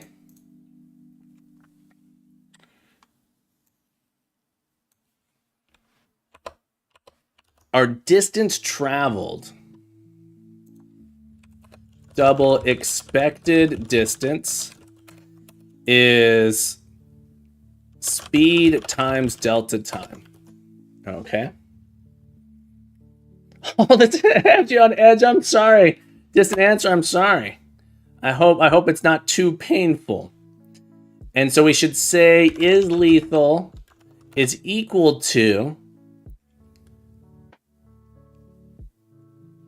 our expected distance. All right, so let's do double actual distance is going to be our previous position dot Manhattan distance on our current position. So we get the Manhattan distance. Is lethal is going to be equal to actual distance less than or equal to something called, we'll create a constant here called distance delta. No velocity delta. And we'll try 0 first. This is where we end up with floating point issues. Potentially floating point issues. Actual distance is less than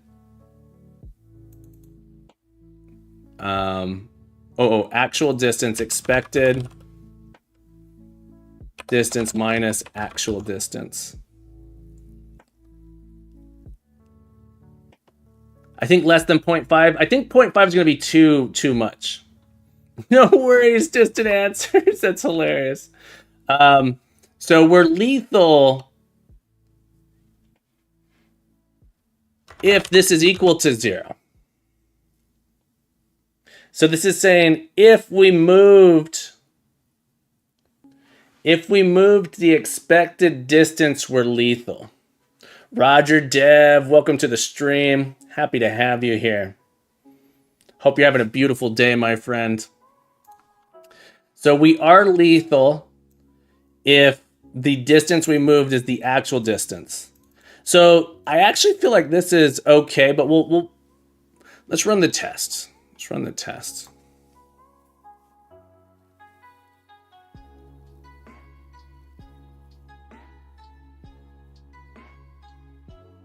Okay, so these all pass without my weird check. Yeah.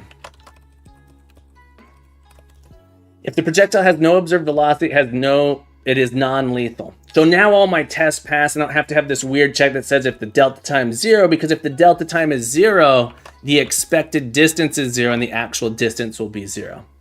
The one thing that's maybe potentially weird about this is for like really low delta times. Is this going to be an issue? I don't know. So our projectile should now be lethal. Okay, so we added in.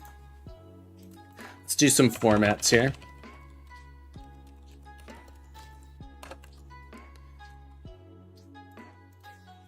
format. We added in that projectile. Added in that, and then our test format. Making sure I didn't accidentally add some weird thing in there. Okay. I like it. I like it. Caveman Crafting, thank you so much for your help. Points, add, Caveman Crafting. So many great suggestions that helped me out there. 125 points. Thank you so much for your help. It's greatly, greatly appreciated. Okay, let's add these changes in. Feat add is lethal to projectile. Okay. We have the lethal attribute to the projectile. It's not doing anything. So what we need to do is add into, we need an enemy should die when colliding with projectile. So die when colliding with projectile that is lethal with, I'm going to rename this with lethal projectile. This is very important. The projectile must be lethal for us to collide with it. And if it's non-lethal, then we don't die. So we need to add in a second one. Should die when colliding with non-lethal projectile.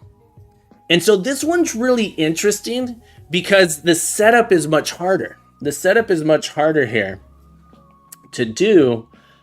And so I'm tempted to add in a mocking library that will allow me to say, oh, well, let's just make it so that the projectile returns that it is not lethal, or that it is lethal. Because right now we're testing a bunch of the game behavior in here, saying like, okay, before if we just collided with it, we died. But now we actually care if it is a lethal or non-lethal. And that is controlled by things outside of the enemy's coding behavior. That would be like part of the game integration tests. So what we really want to do, I believe, the enemy, I want to add in a mocking library. We no longer use mock. I haven't used mock since mock had spyware in it.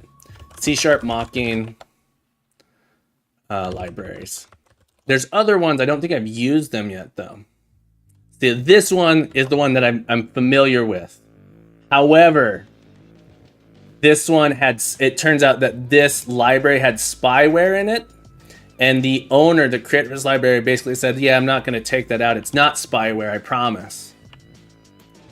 So we're going to use nsubstitute instead, which I think I've used a little bit, but I'm not as familiar with. Oh, I have work. I have to go. Sadly, I have to go. Let's do a push. I really wanted to finish this day. It's okay. Let's push this up here. We're gonna find someone to raid into, folks. Thank you so much for hanging out.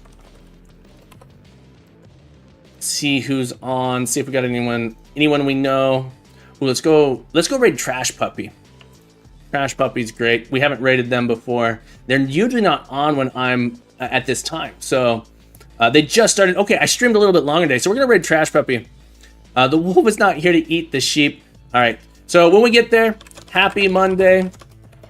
Hope you're happy Monday. Hope you're happy. Here's our raid message. Happy Monday. The captain's crew says hello. There we go. So this is the raid message. Get it on your clipboard, folks. Get it on your clipboard. We're gonna raid Trash Puppy. Raid Trash Puppy. Remember, I'll be back tomorrow. Keep coding. Keep growing. Keep being the best you can be. You're welcome back anytime. Captain Coder will return tomorrow. We'll see you then. Have a beautiful day. Bye-bye.